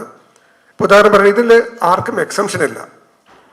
ഈ സിവിൽ സപ്ലൈസിൻ്റെ ഒരു കേസിൽ സിവിൽ സപ്ലൈസിൻ്റെ MD ആയിരുന്ന IAS ഉദ്യോഗസ്ഥൻ വരെ പ്രതിയായിട്ടുണ്ട്. ഗവൺമെൻറ് സെക്ടറിൽ ഉള്ള പിന്നെ കുറേ കോൺഫ്ലിക്റ്റ് വന്നതുകൊണ്ട് അത് പിന്നെ വേറെ നോമിനേഷൻ കൊടുത്ത് കൺസേൺഡ് അതോറിറ്റിയാക്കി മാറ്റി. ഇതിൽ ആർക്കും എക്സംഷൻ ഇല്ല. പ്രധാന സെക്ഷൻസ് ഞാനൊന്ന് പറയാം. ഫുഡ് സേഫ്റ്റി ആൻഡ് സ്റ്റാൻഡേർഡ്സ് ആക്ടിലെ സെക്ഷൻ 48 മുതൽ 67 വരെയാണ് ഇതുമായി ബന്ധപ്പെട്ട പണിഷ്മെൻറ്റുകൾ പറയുന്നത്. ഞാൻ മുൻപേ പറഞ്ഞതുപോലെ ഗുണനിലവാരം കുറഞ്ഞ ഭക്ഷണം, വെളിച്ചെണ്ണയിലും പാം കernel ഓയിൽ, പാം ഓയിൽ തുടങ്ങിയ ഭക്ഷ്യവസ്തുക്കൾ ചേർത്ത് വിൽക്കുന്ന ആളുകൾക്ക് സെക്ഷൻ 51 പ്രകാരം 5 ലക്ഷം രൂപ വരെ കോടതിക്ക് പിഴയിടാം. ലേബലിൽ തെറ്റായ വിവരങ്ങൾ ചേർത്ത് ഇത് ശക്തി വർദ്ധിപ്പിക്കുന്നു, ഓജസ് വർദ്ധിപ്പിക്കുന്നു, അത്തരത്തിലുള്ള ക്ലെയിംസ് വെച്ചുകൊണ്ട് പരസ്യം ചെയ്യുകയോ ലേബലിൽ ചേർക്കുകയോ ചെയ്താൽ 3 ലക്ഷം വരെ കോടതിക്ക് പിഴയിടാം. തെറ്റായ വിവരങ്ങൾ കൊടുത്തുകൊണ്ട് ഭക്ഷണം വിൽക്കാൻ ശ്രമിച്ചാൽ 3 മാസം വരെ ജയിൽ ശിക്ഷ കൊടുക്കാം. പിന്നെ 59(1) ഈ സെക്ഷൻ 59 മനുഷ്യ ശരീരത്തിന് ഹാനികരമായ ഭക്ഷണം കൈകാര്യം ചെയ്യുന്നവർക്കെതിരെ പ്രയോഗിക്കുന്ന സെക്ഷൻ. ഇത് ഒരു ഹോട്ടലിൽ നിന്ന് ഭക്ഷണം കഴിച്ചു, ഒരു ഫുഡ് പോയ്സൺ ഉണ്ടായി, അത് ഫുഡ് പോയ്സൺ ഉണ്ടായത് ഹോട്ടൽ ഭക്ഷണം മൂലമാണെന്ന് തെളിയിക്കപ്പെട്ടാൽ സെക്ഷൻ 59 പ്രകാരമാണ് ചാർജ് ചെയ്യുന്നത്. ഈ 59(1) എന്ന് പറയുന്നത് മോശം ഭക്ഷണം, ശരീരത്തിന് ദോഷകരമായ ഭക്ഷണം ഉണ്ടാക്കി കൊടുക്കുന്നവർക്ക് ഉള്ള പണിഷ്മെൻ്റാണ്. അത് 6 മാസം വരെ ജയിൽ ശിക്ഷയും 1 ലക്ഷം രൂപ വരെ പിഴയുമാണ്. 59(2), 59(3) ഉണ്ട്. ഏറ്റവും കടുത്ത ശിക്ഷ 59(4) 59(4) എന്ന് പറഞ്ഞാൽ ദോഷകരമായൊരു ഭക്ഷണം ഉണ്ടാക്കി കൊടുത്ത് അത് കഴിച്ച് ഒരു വ്യക്തി മരണപ്പെട്ടാൽ ആ ഭക്ഷണം ഉണ്ടാക്കി വിതരണം ചെയ്തയാൾക്ക് ചുരുങ്ങിയത് 7 വർഷം ജയിൽ ശിക്ഷ കൊടുക്കണം. അതിൽ സെക്ഷനിൽ പറയുന്നത് മിനിമം 7 വർഷവും മാക്സിമം ജീവപര്യന്തവുമാണ്. അതുപോലെ 10 ലക്ഷം രൂപ മിനിമം പിഴയാണ് ആ വകുപ്പിൽ പറയുന്നത്. അതുകൊണ്ട് തന്നെ നിയമപരമായി ഒഫൻസ് ചെയ്യുന്ന ആളുകൾക്കെതിരെ ഈ food safety and standards act ഉപയോഗിച്ച് ശക്തമായ നടപടികൾ എടുക്കാവുന്നതാണ്. യഥാർത്ഥത്തിൽ food safety and standards act എന്ന് പറയുന്നത് പൂർണ്ണമായും ഒരു എൻഫോഴ്സ്മെന്റ് ആക്ടാണ്. എന്ന് വെച്ചാൽ പോലീസ്, എക്സൈസ് ഒക്കെ ചെയ്യുന്നത് പോലെ നിയമം നടപ്പാക്കുക എന്നുള്ളത് മാത്രമാണ് ഈ നിയമ സംഹിതയിൽ പറയുന്നത്. എന്നിരുന്നാലും നിയമം നടപ്പാക്കുക എന്നുള്ളത് കൊണ്ട് മാത്രം ഇവിടുത്തെ പ്രശ്നങ്ങൾ പരിഹരിക്കാൻ പോകുന്നില്ല. ഇവിടെ നല്ല ഫുഡ് നമുക്ക് കിട്ടണമെങ്കിൽ ഫസ്റ്റ് വേണ്ടത് കൺസ്യൂമർ അത് ഡിമാൻഡ് ചെയ്യണം. എനിക്ക് നല്ല ഭക്ഷണം വേണമെന്ന് കൺസ്യൂമർ ഡിമാൻഡ് ചെയ്യണം. 2, ഭക്ഷണം ഉണ്ടാക്കുന്നവരും അത് സ്റ്റോക്ക് ചെയ്യുന്നവരും അത് വിതരണം ചെയ്യുന്നവരും ഈ നിയമത്തിലെ വ്യവസ്ഥകളെ പറ്റി ബോധവാന്മാരാകണം.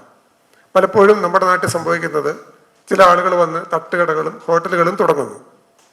തട്ടുകടയും ഹോട്ടലും നടത്തി അതിൻ്റെ നിയമം എന്താണ്, ഓരോ ഭക്ഷ്യവസ്തുക്കളും എങ്ങനെയാണ് കൈകാര്യം ചെയ്യേണ്ടത് എന്നുള്ള അടിസ്ഥാനപരമായ വിവരമില്ലാത്ത ആളുകൾ പോലും ഭക്ഷ്യമേഖലയിലേക്ക് കടന്നു വരികയും അവിടെ ഭക്ഷണം ഉണ്ടാക്കാൻ തുടങ്ങുകയും കൊടുക്കുകയും ചെയ്യുന്നു.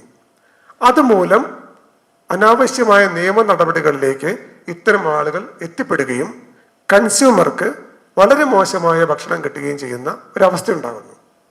അതുകൂടെ പരിഗണിച്ചുകൊണ്ട് ഇന്ന് ഈ മേഖലയിൽ വ്യാപകമായ പ്രചരണ പരിപാടികളും കൂടി ഭക്ഷ്യസുരക്ഷാ വകുപ്പ് ചെയ്യുന്നുണ്ട്.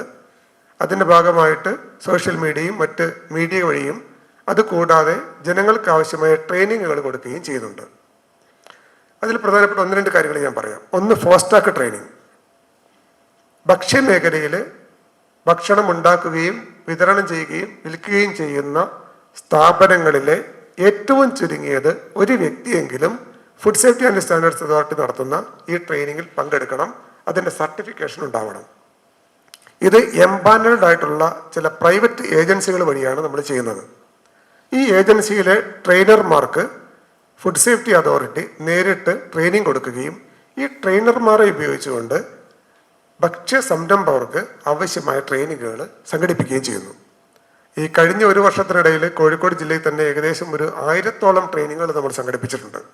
ഏകദേശം ഒരു 40,000-ഓളം ഭക്ഷ്യ സംരംഭകർക്ക് ഭക്ഷണം എങ്ങനെ കൈകാര്യം ചെയ്യണമെന്നും എങ്ങനെ സ്റ്റോർ ചെയ്യണമെന്നും സംബന്ധിച്ച ട്രെയിനിങ് നൽകിയിട്ടുണ്ട്.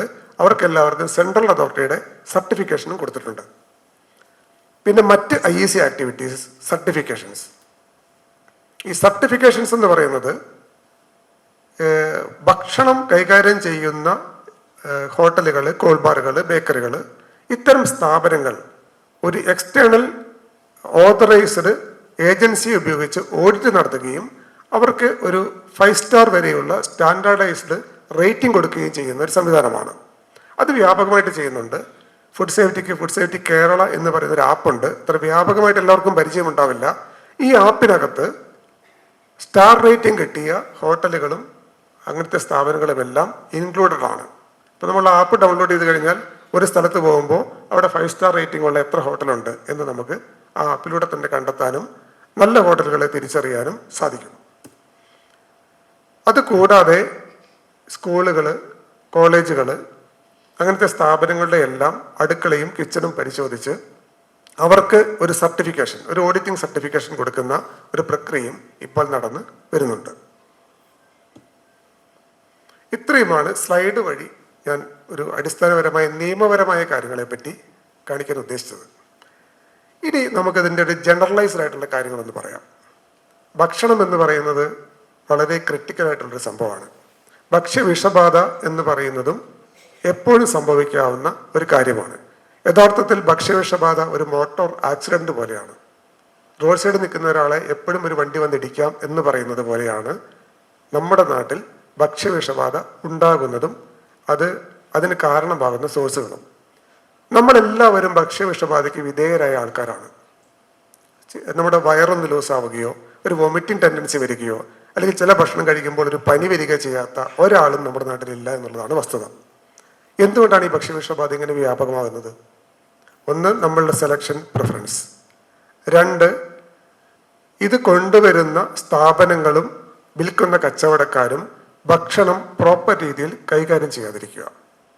അപ്പോൾ ഒന്ന്, ഈ manufacturing and stocking and sale ഇത് ചെയ്യുന്ന ആൾക്കാർ കൃത്യമായ മാനദണ്ഡങ്ങൾ മനസ്സിലാക്കുകയും അതിനനുസരിച്ച് മാത്രം ഭക്ഷ്യവസ്തുക്കളെ കൈകാര്യം ചെയ്യുകയും ചെയ്യുന്ന ഒരവസ്ഥ വേണം. രണ്ടാമത്തേത്, കൺസ്യൂമറിൻ്റെ പ്രിഫറൻസ് മാറണം. എൻഫോഴ്സ്മെന്റ് കൊണ്ട് മാത്രം ഇത് പൂർണ്ണമായും നടപ്പാക്കാൻ പറ്റില്ല. ഒരു ഉദാഹരണം പറയുകയാണെങ്കിൽ, ഹോട്ടലുകൾ.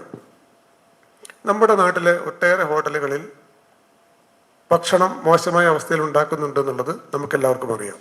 ഞങ്ങളത് സ്ട്രിക്റ്റ് എൻഫോഴ്സ്മെന്റ് ചെയ്യുന്നുണ്ട്. പല ഹോട്ടലുകൾക്കെതിരെ നടപടിയെടുക്കുന്നുണ്ട്, കേസുകൾ വരുന്നുണ്ട്.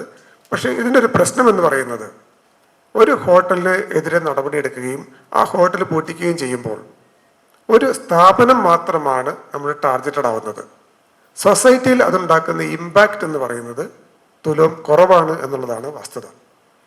അതിന് പകരം ഒരു കൺസ്യൂമർ എന്ന് പറയുന്ന ഒരു സമൂഹം അത് ഒരു നല്ല ഭക്ഷണം തന്നെ വേണമെന്ന് ഡിമാൻഡ് ചെയ്യുന്ന അവസ്ഥയിലേക്ക് സൊസൈറ്റി ചേഞ്ച് ചെയ്യണം. അല്ലെങ്കിൽ ആ ഒരു പ്രിഫറൻസിലേക്ക് നമ്മൾ മാറണം. ഇതിന് ഒട്ടേറെ വെല്ലുവിളികൾ നമ്മുടെ നാട്ടിലുണ്ട്. ഒരു ചെറിയ എക്സാമ്പിൾ പറയുകയാണെങ്കിൽ, ഇപ്പോൾ നാട്ടിൽ ലഭ്യമാകുന്ന ലേസ് പോലെയുള്ള പാക്കറ്റുകൾ, ഈ ലേസ് പറയുന്ന പോലെയുള്ള പാക്കറ്റുകളെല്ലാം ജങ്ക് ഫുഡ് ആണ് എന്നുള്ളത് നമുക്കറിയാം. അതിനകത്ത് ഗുണമേന്മ ഉണ്ടാക്കുന്ന ന്യൂട്രിയൻസോ പ്രോട്ടീൻസോ വൈറ്റമിൻസോ മിനറൽസോ ഇല്ല. പകരം സാൾട്ടും ഷുഗറും കൂടുതലായി ആഡ് ചെയ്തുകൊണ്ടുള്ള പ്രൊഡക്ട്സ് ആണ് വരുന്നത്. പക്ഷെ ഈ പ്രൊഡക്റ്റുകളെ നമ്മൾക്ക് പൂർണ്ണമായും നിരോധിക്കാൻ സാധ്യമല്ല. അതിൻ്റെ അളവ് കുറയ്ക്കാൻ മാത്രമേ നമുക്ക് സാധ്യമാവുകയുള്ളൂ. ഇത് സംബന്ധിച്ച ഒട്ടേറെ scientific studies food safety and standards authority of India ചെയ്യുന്നുണ്ട്. ഈ സയന്റിഫിക് സ്റ്റഡീസിന്റെ അടിസ്ഥാനത്തിൽ സ്റ്റാൻഡേർഡ്സ് ദിനം പ്രതി എന്നോണം FSSAI മോഡിഫൈ ചെയ്യുന്നു. ഞാൻ ഈ പറഞ്ഞ കാര്യം എന്താണെന്നുള്ളത് ഒന്നുകൂടി ഞാൻ വ്യക്തമാക്കി പറയാം. ഭക്ഷ്യസുരക്ഷയെപ്പറ്റി നമ്മൾ സംസാരിക്കുമ്പോൾ എപ്പോഴും നമ്മൾ പറയുന്നത് ഹോട്ടലുകളെയും ബേക്കറികളെയും തട്ടുകടകളെയും പറ്റി മാത്രമാണ്. പക്ഷെ അവിടെ മാത്രമല്ല ഭക്ഷ്യസുരക്ഷ. ഫുഡ് സേഫ്റ്റി എന്നത് ആക്ച്വലി നിലനിൽക്കുന്നത് നമ്മൾ ഡെയിലി ഇൻടേക്ക് ചെയ്യുന്ന ഭക്ഷണത്തിലാണ്. എല്ലാ ദിവസവും നമ്മൾ കഴിക്കുന്ന ഭക്ഷണം, വല്ലപ്പോഴും ഹോട്ടലിൽ പോയി കഴിക്കുന്ന ഒരു ഭക്ഷണം ഇതിലൊരു മേജർ ഫാക്ടറല്ല. ഡെയിലി നമ്മൾ കഴിക്കുന്ന ഭക്ഷണം സേഫ് ആകുക എന്നുള്ളതാണ് ഇമ്പോർട്ടൻ്റ് ആയിട്ടുള്ളൊരു കാര്യം. അക്കാര്യത്തിൽ വിപ്ലവകരമായൊരു മാറ്റം ഇന്ത്യയിൽ ഇപ്പോൾ ഉണ്ട്. പക്ഷെ നമുക്ക് തിരിച്ചറിയാൻ പറ്റുന്നില്ല എന്നുള്ളത് മാത്രമേ ഉള്ളൂ. ഈ വൻകിട കമ്പനികളെല്ലാം ഫുഡ് സേഫ്റ്റി ആക്ട് വന്നതിന് ശേഷം ഇതിൻ്റെ നിലവാരവും സ്റ്റാൻഡേർഡ്സും കീപ്പ് ചെയ്യുന്നതിലേക്ക് നിരന്തരമായി മാറിക്കൊണ്ടിരിക്കുകയാണ്.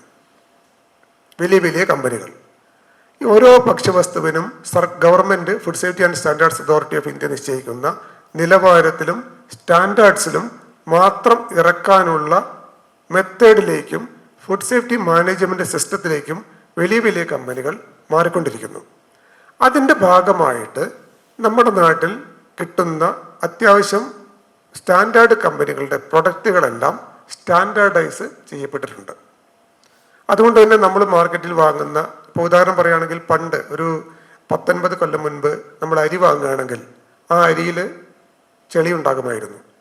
നമ്മളെല്ലാവരും പാത്രത്തിലിട്ട്, വീട്ടിലെ അമ്മമാർ പാത്രത്തിലിട്ട് അരിച്ചാണ് കല്ല് അതിൽ നിന്ന് എടുത്ത് മാറ്റിയിരുന്നത്. ഇന്ന് വരുന്ന അരി, നല്ല കമ്പനികളുടെ അരിയെല്ലാം സ്റ്റാൻഡേർഡൈസ്ഡ് സോർട്ടക്സ് റൈസാണ്. അതിനകത്ത് ചെളി ഉണ്ടാവില്ല, കല്ലുണ്ടാവില്ല. മാലിന്യങ്ങളെല്ലാം മെഷീനറികൾ വഴി മാറ്റി ശുദ്ധീകരിച്ച് അതിലേക്ക് മറ്റെന്തെങ്കിലും വൈറ്റമിൻസോ മിനറൽസോ ഫോർട്ടിഫിക്കേഷൻ വഴി ആഡ് ചെയ്യണമെങ്കിൽ അതുകൂടെ ആഡ് ചെയ്തിട്ടാണ് ഈ പ്രൊഡക്റ്റ് വരുന്നത്. അത്തരത്തിലുള്ള സ്റ്റാൻഡേർഡൈസേഷൻ മിക്കവാറും എല്ലാ കമ്പനികളും അവരുടെ പ്രൊഡക്റ്റുകളിൽ നടപ്പാക്കി കഴിഞ്ഞു. അതുകൊണ്ട് തന്നെ നമ്മൾ വീടുകളിൽ ഉണ്ടാക്കുന്ന ഇത്തരം ഭക്ഷ്യവസ്തുക്കളുടെ ഗുണനിലവാരം എന്ന് പറയുന്നത് ഇപ്പോൾ ഒരുവിധം നല്ല സ്റ്റാൻഡേർഡൈസ്ഡ് ലെവലിലേക്ക് മാറിയിട്ടുണ്ട്. എന്നിരുന്നാലും വെല്ലുവിളികളുണ്ട്. ആ വെല്ലുവിളികൾ ചില മേഖലകൾ ഞാൻ പറയാം. ഉദാഹരണത്തിന് ശർക്കര. നമ്മളെ ഡിപ്പാർട്ട്മെൻറ്റ് ഒട്ടേറെ ശ്രമിച്ചിട്ടും നമുക്ക് ഒരു സ്റ്റാൻഡേർഡൈസേഷനിലേക്ക് കൊണ്ടുവരാൻ പറ്റാത്തൊരു പ്രൊഡക്റ്റാണ് ശർക്കര. അതിൻ്റെ കാരണം ശർക്കര ഉണ്ടാക്കുന്നത് മുഴുവനും കർണാടകയിലും മറ്റ് സ്ഥലങ്ങളിലുമാണ്. അവിടെ അത് കുടിൽ വ്യവസായം പോലെയാണ് ഉണ്ടാക്കുന്നത്. അവിടെ ഉണ്ടാക്കുന്ന ശർക്കരയിൽ അവർ റൊഡമിൻ ബി പോലെയുള്ള കോൾട്ടാർ ഡൈകൾ ചേർത്ത് ശർക്കരയ്ക്ക് ചുവന്ന കളർ കൊടുക്കുന്നു. നമുക്ക് മാർക്കറ്റിൽ കിട്ടുന്ന ശർക്കര കണ്ടറിയാം, ചില ശർക്കര നല്ല ചുവന്ന കളറിലാണ് നമുക്ക് കിട്ടുന്നത്. ഇത് റൊഡാമിൻ ബി എന്ന് പറയുന്ന പെർമിറ്റഡ് കളേഴ്സ് ഉണ്ട്. നമ്മുടെ ഫുഡ് ഐറ്റത്തിൽ ചേർക്കാൻ അംഗീകൃതമായ ചില കളറുകളുണ്ട്. ടാട്രാസിൻ, സൺസെറ്റ് യെല്ലോ, പോൺഷിഫോറാർ എന്നൊക്കെ പറയുന്ന ചില പെർമിറ്റഡ് കളേഴ്സ് ഉണ്ട്. പക്ഷെ ആ പെർമിറ്റഡ് കളേഴ്സ് ചില ഫുഡ് ഐറ്റത്തിൽ മാത്രം ചേർക്കാനുള്ള അനുമതിയാണ് കൊടുത്തിട്ടുള്ളത്. ഉദാഹരണത്തിന് പേസ്റ്ററുകൾ, ജിലേബി, ലഡു പോലെയുള്ള പേസ്റ്ററുകളിൽ ഈ കളർ ആഡ് ചെയ്യാം. എന്നാൽ പാചകം ചെയ്യുന്ന ഒരു ഭക്ഷ്യവസ്തുവിൽ ഇത് ആഡ് ചെയ്യാൻ പാടില്ല. ബിരിയാണിക്കകത്ത് കളർ ചേർത്താൽ അത് ക്രിമിനൽ കുറ്റമാണ്. മീൻ കറിയിൽ ചേർത്താൽ കുറ്റമാണ്, ചിക്കൻ കറിയിൽ ചേർത്താൽ കുറ്റമാണ്. എന്നാൽ ലഡുവിൽ ചേർക്കാം. അപ്പോൾ ഒരു സംശയം വരും, ഇതെങ്ങനെയാണ് ശരിയാവുക? ഒന്നിൽ ചേർക്കാം, വേറൊന്നിൽ ചേർക്കാൻ പാടില്ല. ഇതൊരു സയൻറ്റിഫിക് സ്റ്റഡിയുടെ ബേസിലാണ് ഇത്തരം സ്റ്റാൻഡേർഡ്സ് എല്ലാം ഫിക്സ് ചെയ്യുന്നത്. നമ്മൾ പ്രിപ്പയർഡ് ഫുഡ് എന്ന് പറയുന്നത് ഹോട്ടലുകളിൽ തയ്യാറാക്കുന്ന ഭക്ഷണം ദിവസേന നമ്മൾ കഴിക്കുന്നു. എന്നാൽ ലഡുവോ ജിലേബിയോ ആഴ്ചയിലൊരിക്കലാണ് നമ്മൾ കഴിക്കുന്നത്.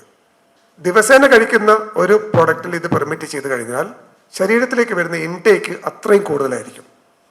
അത് ഒഴിവാക്കാൻ വേണ്ടിയാണ് ഡെയിലി ഇൻടേക്കിനുള്ള ഭക്ഷ്യവസ്തുക്കളിൽ ഇത്തരം കെമിക്കൽസ് ഒഴിവാക്കുകയും എന്നാൽ ചില പേസ്റ്ററുകളിൽ മാത്രം പെർമിറ്റ് ചെയ്യുകയും ചെയ്തിട്ടുള്ളത്. ഇത് സ്റ്റാൻഡേർഡ് കമ്പനികൾ ഉൽപ്പാദിപ്പിക്കുന്നില്ല. കുടിൽ വ്യവസായം പോലെ ഉൽപ്പാദിപ്പിച്ച് ലേബലോ മറ്റു കാര്യങ്ങളോ കറക്റ്റ് അല്ലാതെ അന്യ സംസ്ഥാനത്തു നിന്നും കൊണ്ടുവന്ന് ഇവിടെ ഹോൾസെയിൽ കടകളിൽ വിൽക്കുന്നു, റീറ്റെയിൽ കടകളിൽ വിൽക്കുന്നു. കൂടുതലും ചുവന്ന ശർക്കര സെലക്ട് ചെയ്യുമ്പോഴാണ് നമ്മൾ ഇത്തരം അപകടങ്ങളിലേക്ക് പോകുന്നത്. പക്ഷേ നമുക്കിതിൽ ഒരുപാട് റെയ്ഡുകളും ബോധവൽക്കരണവും ഒക്കെ നടത്തി ഒട്ടേറെ സ്ഥാപനങ്ങളിൽ നിന്ന് സാമ്പിൾ എടുത്തു. കുറേ കടകൾക്കും കച്ചവട സ്ഥാപനങ്ങൾക്കും കേസുകൾ വന്നു. പക്ഷേ ഈ വിൽക്കുന്ന ആളല്ലല്ലോ ഈ കളർ ചേർക്കുന്നത്. അതുകൊണ്ട് തന്നെ ഇത് കൺട്രോളിലേക്ക് കൊണ്ടുവരാൻ ഒരു പരിധിക്കപ്പുറം നമുക്ക് സാധിച്ചിട്ടില്ല. അതുപോലെയുള്ള ചില പ്രൊഡക്റ്റുകൾ, ഉദാഹരണം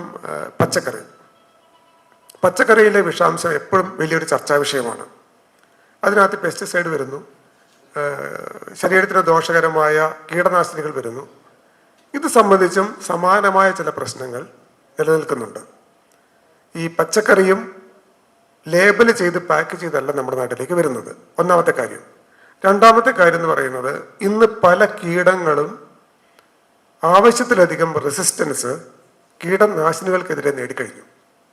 നമുക്കറിയാം, നമ്മുടെ നാട്ടിൽ വെച്ച് പിടിപ്പിക്കുന്ന പല പച്ചക്കറികളും നമുക്ക് കിട്ടാറില്ല. കാരണം അത് മൂത്ത് വരുമ്പോഴേക്കും അതിനകത്ത് കീടം കയറി ആക്രമിച്ച് അതിനെ നശിപ്പിച്ച് കളയും. പല കീടനാശിനികൾക്കെതിരെയും കീടങ്ങൾക്ക് ആവശ്യത്തിലധികം റെസിസ്റ്റൻസ് വന്നിരിക്കുന്നത് കൊണ്ട് പെർമിറ്റഡ് ലെവലിലുള്ള പെസ്റ്റിസൈഡ് ഉപയോഗിച്ച് മാത്രം ഭക്ഷ്യവസ്തുക്കളെ സുരക്ഷിതമാക്കാൻ കഴിയാത്തൊരു സാഹചര്യം വന്നു. ഇവിടെ ഒരു കോൺഫ്ലിക്റ്റ് ഉണ്ട്. കാരണം കർഷകനെ സംബന്ധിച്ചിടത്തോളം അവൻ്റെ വിള സംരക്ഷിക്കപ്പെടണം, എന്നാൽ കൺസ്യൂമറെ സംബന്ധിച്ചിടത്തോളം അയാളുടെ ആരോഗ്യവും സംരക്ഷിക്കപ്പെടണം. ഈ കോൺഫ്ലിക്റ്റിൻ്റെ ഇടയിൽ ചില പ്രൊഡക്റ്റുകളിൽ അമിതമായ അളവിൽ കീടനാശിനികളുടെ സാന്നിധ്യം ഇപ്പോഴുമുണ്ട്. അത് അത്തരം പ്രൊഡക്റ്റുകളെ മാത്രം കേന്ദ്രീകരിച്ചുകൊണ്ട് അത് ഉൽപ്പാദിപ്പിക്കുന്ന സ്ഥലങ്ങളിൽ മറ്റ് സംസ്ഥാനങ്ങളിലെ ഗവൺമെൻറ്റുകളുമായിട്ടടക്കം സർക്കാർ തലത്തിൽ ചർച്ചകൾ നടത്തി ഇത് റെഡ്യൂസ് ചെയ്യാനുള്ള സംവിധാനം കൊണ്ടുവരുന്നുണ്ട്. എങ്കിലും ഭക്ഷ്യ മേഖലയിൽ ഇതൊരു ഭീഷണിയായിട്ട് തന്നെ നമ്മുടെ നാട്ടിൽ ഇപ്പോഴും നിലനിൽക്കുന്നുണ്ട്. ബേസിക്കായിട്ട് ഇത്രയും കാര്യങ്ങളാണ് ഭക്ഷ്യസുരക്ഷയെ പറ്റി പറയാനുള്ളത്. എനിക്ക് തോന്നുന്നത് കുറച്ചുകൂടി ഒരു ഇൻട്രാക്ഷൻ രീതിയിലേക്ക് പോകുന്നതായിരിക്കും നല്ലത്. അപ്പോൾ ഇതുമായി ബന്ധപ്പെട്ട കാര്യങ്ങൾ എന്തെങ്കിലും ചർച്ച ചെയ്യാനുണ്ടെങ്കിൽ അത് ഉന്നയിക്കുകയാണെങ്കിൽ നമുക്കത് ചർച്ച ചെയ്യാം. നന്ദി. ഞാൻ ഇവിടെ അദ്ദേഹത്തെ ഈ പ്രഭാഷണം വളരെ ചിട്ടയോടുകൂടി അവതരിപ്പിച്ച് നന്ദി പറഞ്ഞുകൊണ്ട് തന്നെ എൻ്റെ ഒരു സംശയം ചോദിക്കുകയാണ്.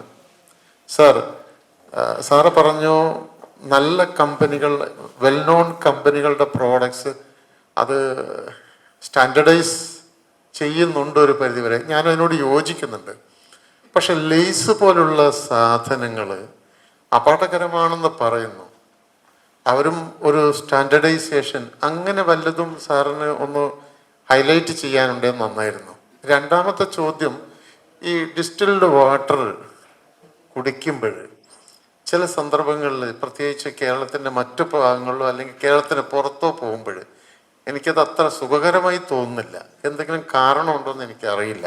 ഞാൻ ഉദ്ദേശിച്ചത് വാട്ടർ ബോട്ടിൽ ഇവിടുന്ന് വാങ്ങി കുടിക്കുന്നതും ഒരു പക്ഷേ കേരളം വിട്ട് ഞാൻ മറ്റൊരു സ്ഥലത്ത് പോയിട്ട് വെള്ളം കുടിക്കുന്ന, പ്രത്യേകിച്ച് മെട്രോപൊളിറ്റൻ സിറ്റികളിൽ അങ്ങനെ ഒരു സംശയം എനിക്കുണ്ട്. സാറൊന്ന് ക്ലിയർ ആക്കിയാൽ നന്നു. ഈ ഭക്ഷണം എന്ന് പറയുന്നത്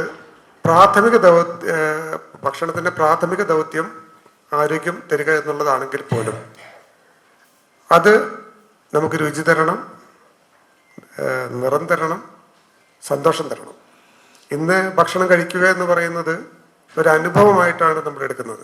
പണ്ടുപോലെയല്ല. പണ്ടൊക്കെ ഹോട്ടലിൽ പോയിട്ട് ഭക്ഷണം കഴിക്കുമ്പോൾ ചെല്ലുക, ഓർഡർ ചെയ്യുക, ഫുഡ് പെട്ടെന്ന് കിട്ടുന്നു, കഴിക്കുക, ഇറങ്ങുക. ഇന്നങ്ങനെയല്ല. ഇന്ന് ഹോട്ടലുകളിൽ പോയാൽ നമ്മൾ ആദ്യം അവിടെ ഇരിക്കുന്നു, ആദ്യം ഒരു ഗ്ലാസ് വെള്ളം വരുന്നു, പിന്നെ പ്ലേറ്റ് വരുന്നു, അതിനുശേഷം ഒരു സ്റ്റാർട്ടർ നമ്മൾ ഓർഡർ ചെയ്യുന്നു, ആ സ്റ്റാർട്ടർ കഴിക്കുന്നു, മെയിൻ കോഴ്സ് അതിനുശേഷം വരുന്നു, ആ മെയിൻ കോഴ്സ് കഴിക്കുന്നു, അത് കഴിഞ്ഞ് ലാസ്റ്റ് എൻഡ് ചെയ്യാനായിട്ട് ഐസ്ക്രീമോ സലാഡ്സോ വരുന്നു, ആ സലാഡ്സ് കഴിക്കുന്നു. ഒരു സിനിമ കാണുന്നത് പോലെയാണ് ഇന്ന് ഭക്ഷണം കഴിക്കുന്നത്. ഭക്ഷണം എന്ന് പറയുന്നത് ഇന്നൊരു അനുഭൂതിയാണ്. കാരണം നമ്മുടെ നാട്ടിൽ 60 രൂപയ്ക്കും ബിരിയാണി കിട്ടും, 500 രൂപയ്ക്കും ബിരിയാണി കിട്ടും. വലിയ ഹോട്ടലുകളിൽ എന്താണ് കിട്ടുന്നതെല്ലാം ഒരേ ഭക്ഷണമാണ്. അതിനെപ്പറ്റി ഞാൻ കൂടുതൽ പറഞ്ഞാൽ കൂടുതൽ ചോദ്യങ്ങൾ വരും. അതുകൊണ്ട് കിട്ടുന്നതെല്ലാം ഒരേ ഭക്ഷണമാണ്. അപ്പം നമ്മൾ എന്തിനാണ് എക്സ്ട്രാ ക്യാഷ് പേ ചെയ്യുന്നത്? അത് ആംബിയൻസിനാണ്. ആംബിയൻസ്, അതായത് നമ്മളിരിക്കുന്ന ലൈറ്റുകളുണ്ട്, പൂക്കളൊക്കെ വെച്ച് മനോഹരമാക്കിയിട്ടുണ്ട്, ഒരു ടേബിൾ നമുക്ക് തരുന്നു, അരണ്ട വെളിച്ചമുണ്ട്, ചെറിയൊരു സംഗീതമുണ്ട്. അപ്പോൾ നമ്മളിങ്ങനെ മനോഹരമായിരുന്ന് സ്റ്റാർട്ടർ ഓർഡർ ചെയ്യുന്നു, കഴിക്കുന്നു. ഞാൻ സാറ് ചോദിച്ച ചോദ്യത്തിനുള്ള മറുപടി പറയുന്നതിന് ഒരു ആമുഖമായിട്ടാണ് ഇത് പറഞ്ഞത്. ലേസ് ശരീരത്തിന് നല്ലതല്ല. അത് ഉപ്പുണ്ട്, ഉപ്പ്, അതിൽ പ്രധാന ഘടകം ഉപ്പാണ്. അതിൽ ചില ഫ്ലേവേഴ്സ് ഉണ്ട്. ഫ്ലേവർ എന്ന് പറഞ്ഞാൽ നമുക്ക് രുചി കിട്ടാനായിട്ട് ആഡഡായി ചേർക്കുന്ന വസ്തുക്കളെയാണ് ഫ്ലേവറുകൾ എന്ന് പറയുന്നത്. ഇത് സ്ഥിരമായി ഇൻടേക്ക് ചെയ്യുന്നത് ശരീരത്തിന് നല്ലതല്ല. പക്ഷെ എന്നിരുന്നാലും നമ്മുടെ നാട്ടിൽ രുചിയുള്ള ചില ഭക്ഷ്യവസ്തുക്കൾ ലഭ്യമാകേണ്ടത് ആവശ്യമാണ്. അതുകൊണ്ട് തന്നെയാണ് ലേസ് പോലെയുള്ള ഭക്ഷ്യവസ്തുക്കൾ സർക്കാർ നിരോധിക്കാത്തതും. ഗവൺമെൻറ് ഉദ്ദേശിക്കുന്നത് ലേസ് ഒരു മെയിൻ കോഴ്സ് ആക്കാനല്ല, അത് വല്ലപ്പോഴും കഴിക്കുന്ന ഒരു പ്രൊഡക്റ്റാക്കി മാറ്റണം എന്നുള്ളതാണ് ഇതുമായിട്ട് ബന്ധപ്പെട്ട സർക്കാരിൻ്റെ സർക്കാരിൻ്റെ നയം. എന്നിരുന്നാലും ചില കുട്ടികൾ ലേസ് മാത്രം കഴിക്കും. അവരുടെ സ്റ്റാർട്ടറും മെയിൻ കോഴ്സും ഐസ്ക്രീമും എല്ലാം ലേസാണ്. അത് ദോഷകരം തന്നെയാണ്, ഒരു സംശയം വേണ്ട. അത് ശരീരത്തിന് ദോഷകരമാണ്. അത്തരം കുട്ടികളിൽ വളർച്ച സംബന്ധമായ പ്രശ്നങ്ങളടക്കം കാണും. പക്ഷെ എന്നിരുന്നാലും നോർമലി ഒരു കുട്ടി സ്കൂളിൽ പോകുന്ന ഒരു കുട്ടിയാണെങ്കിൽ ഒരു ഹോളിഡേയിൽ പുറത്തിറങ്ങുമ്പോഴായിരിക്കും ഒരു പാക്കറ്റ് ലേസ് വാങ്ങി കഴിക്കുന്നത്. അത്തരത്തിലുള്ളൊരു ഇൻടേക്ക് എടുത്തത് കൊണ്ട് ഒരു ദോഷവും ആ കുട്ടിക്ക് വരാൻ പോകുന്നില്ല. അങ്ങനെ ബേസ് ചെയ്തുകൊണ്ടുള്ള ഒരു പോളിസിയുടെ അടിസ്ഥാനത്തിലാണ് ഇത്തരം ഭക്ഷ്യവസ്തുക്കൾ നമ്മുടെ നാട്ടിൽ പെർമിറ്റ് ചെയ്തിട്ടുള്ളത്. അത് നിരോധിക്കുക, പൂർണ്ണമായി നിരോധിക്കുക എന്നുള്ളൊരു സംവിധാനം നിയമപരമായിട്ട് സാധ്യമല്ല എന്നുള്ളതാണ് അതിൻ്റെ വസ്തുത. രണ്ടാമത്തെ ചോദ്യം പാക്കറ്റ് ഡ്രിങ്കിങ് വാട്ടറിനെ പറ്റിയാണ്. പാക്കറ്റ് ഡ്രിങ്കിങ് വാട്ടർ 2 ടൈപ്പ് ഉണ്ട്, നിങ്ങൾക്കറിയാം. ഒന്ന് പാക്കറ്റ് ഡ്രിങ്കിങ് വാട്ടറാണ്, 2 മിനറൽ വാട്ടറാണ്. ഈ മിനറൽ വാട്ടർ നമ്മുടെ നാട്ടിൽ അത്ര പരിചിതമല്ല. ഇത് തമ്മിലുള്ള വ്യത്യാസം എന്ന് പറയുന്നത്, പാക്കേജ് ഡ്രിങ്കിങ് വാട്ടർ എന്ന് പറഞ്ഞാൽ പ്യുവർ വാട്ടറാണ്. മിനറൽ വാട്ടർ എന്ന് പറയുമ്പോൾ അതിലേക്ക് ആഡഡ് മിനറൽസ് കൂടി വരും. ഇതിൻ്റെ പ്രോസസ്സിൽ ചില മിനറൽസ് കൂടി ഒരു സിറിഞ്ച് എന്ന് പറയുന്ന കുപ്പിയിലേക്കല്ല, അതിൻ്റെ വാട്ടർ ഫ്ലോയിലേക്ക് മിനറൽസ് കൂടി ആഡ് ചെയ്തിട്ടാണ് കുപ്പികളിലേക്ക് ഇത് പാക്ക് ചെയ്യുന്നത്. അതുകൊണ്ട് തന്നെ നമ്മൾ മിനറൽ വാട്ടർ എന്ന് പറയും. ഈ പാക്കേജ് ഡ്രിങ്കിങ് വാട്ടറിൻ്റെ യൂണിറ്റുകൾക്ക് അടിസ്ഥാനം വേണ്ട ഒട്ടേറെ മാനദണ്ഡങ്ങളുണ്ട്. നമ്മുടെ നാട്ടിൽ ഒട്ടേറെ യൂണിറ്റുകളുണ്ട്. ആ യൂണിറ്റുകൾ മുൻകൂർ പരിശോധന നടത്തി ഈ മാനദണ്ഡങ്ങൾ പാലിക്കുന്നുണ്ട് എന്ന് ഉറപ്പുവരുത്തിയിട്ട് മാത്രമേ നമ്മൾ ലൈസൻസ് കൊടുക്കുകയുള്ളൂ. ഇങ്ങനെ പ്രൊഡക്റ്റുകൾ മാർക്കറ്റിലേക്ക് വരുന്ന പ്രൊഡക്റ്റുകൾ, ലൈസൻസ്ഡ് സ്ഥാപനങ്ങളുടെ മാർക്കറ്റിലേക്ക് വരുന്ന പ്രൊഡക്റ്റുകളും സാമ്പിൾസ് എടുത്ത് നമ്മൾ പരിശോധിക്കുന്നുണ്ട്. അതിൻ്റെ അടിസ്ഥാനപരമായ ഒരു മാനദണ്ഡം എന്ന് പറയുന്നത് ഫിൽട്രേഷൻ പ്രോസസ്സ് ഗവൺമെൻറ് മാനദണ്ഡങ്ങൾക്ക് അനുസൃതമായിരിക്കണം. ഉദാഹരണത്തിന് സാൻഡ് ആൻഡ് കാർബൺ ഫിൽട്ടർ നിർബന്ധമായിട്ടും വേണം, UV ഫിൽട്രേഷൻ നിർബന്ധമായിട്ടും വേണം, ഓസോൺ ഫിൽട്രേഷൻ വേണം, UV plus ozone filtration plus sand and carbon filtration. ഇത്രയും കാര്യങ്ങൾ ചെയ്ത് ഫിൽട്ടർ ചെയ്ത വെള്ളം മാത്രമേ പുറത്ത് കുപ്പികളിൽ നിറച്ച് കൊടുക്കാൻ പാടുള്ളൂ. സാധാരണ സാൻഡ് ആൻഡ് കാർബൺ ഫിൽട്രേഷൻ ചെയ്യുമ്പോൾ അതിൽ നിന്ന് ചെളിയും മറ്റ് മാലിന്യങ്ങളും വെള്ളത്തിൽ നിന്ന് പൂർണ്ണമായും റിമൂവ് ചെയ്യപ്പെടും.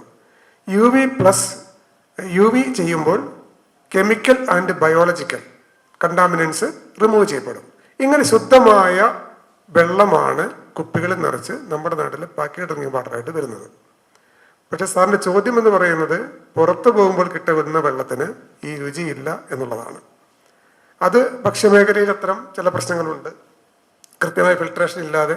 കാരണം നമുക്ക് തന്നെ അറിയാം, ട്രെയിനിൽ പോകുന്ന ആളുകൾ പലപ്പോഴും പറയാറുണ്ട്, നമ്മൾ ബോട്ടിൽ വാട്ടർ വാങ്ങിയാൽ അതിൻ്റെ ക്യാപ്പ് വീണ്ടും അതിലടച്ച് ഇടരുതെന്നൊക്കെ പറയാറുണ്ട്. ആ കുപ്പി തന്നെ എടുത്ത് കൊണ്ടുപോയി രണ്ടാമത് പാക്ക് ചെയ്ത് കൊണ്ടുവരുന്ന സംവിധാനം ഉണ്ടോ എന്ന് സംശയിക്കപ്പെടുന്നൊരു സാഹചര്യമൊക്കെ ഉണ്ട്. പക്ഷെ എന്നിരുന്നാലും എനിക്കിതിൽ പറയാനുള്ളത്, ഞാൻ മുൻപേ പറഞ്ഞതുപോലെ പരമാവധി സ്റ്റാൻഡേർഡൈസ്ഡ് പ്രൊഡക്റ്റുകൾ യൂസ് ചെയ്യാം.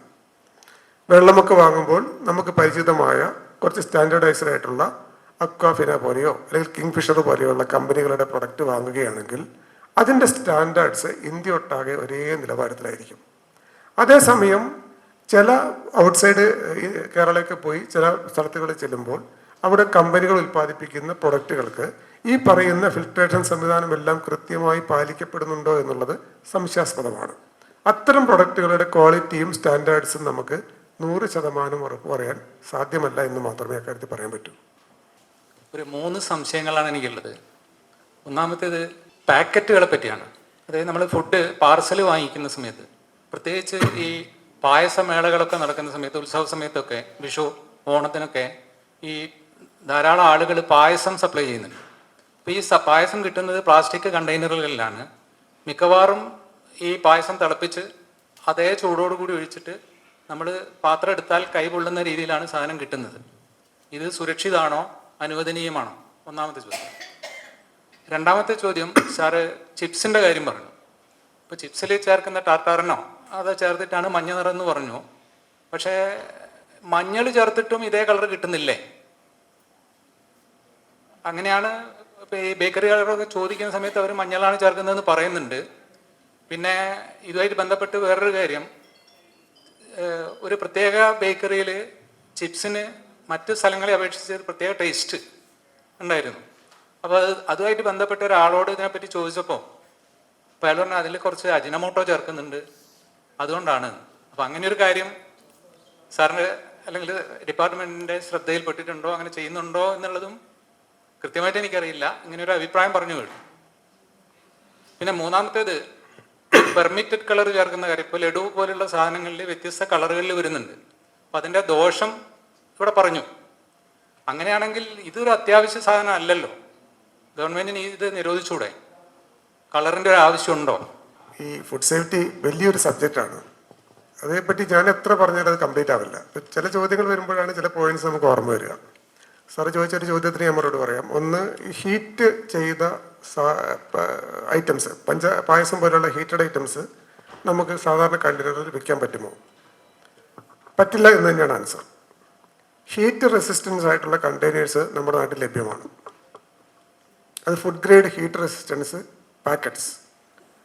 പക്ഷേ സാധാരണ പായസം കൊടുക്കുന്ന കടകളിൽ ഇത്തരം കണ്ടെയ്നേഴ്സ് ആണോ യൂസ് ചെയ്യുന്നതെന്ന് ചോദിച്ചാൽ അല്ല എന്ന് തന്നെയാണ് ആൻസർ. അത് ദോഷമുണ്ട്. ചില സ്റ്റാൻഡേർഡൈസ്ഡ് കമ്പനികളുടെ ഹീറ്റ് റെസിസ്റ്റൻസ് ആയിട്ടുള്ള കണ്ടെയ്നേഴ്സും പാക്കറ്റുകളും ഇന്ന് നാട്ടിൽ ലഭ്യമാണ്. അത്തരം പാക്കറ്റുകളിൽ തിളപ്പിച്ച പ്രൊഡക്ട്സ് വെക്കുന്നതിൽ യാതൊരു അപാകതയുമില്ല.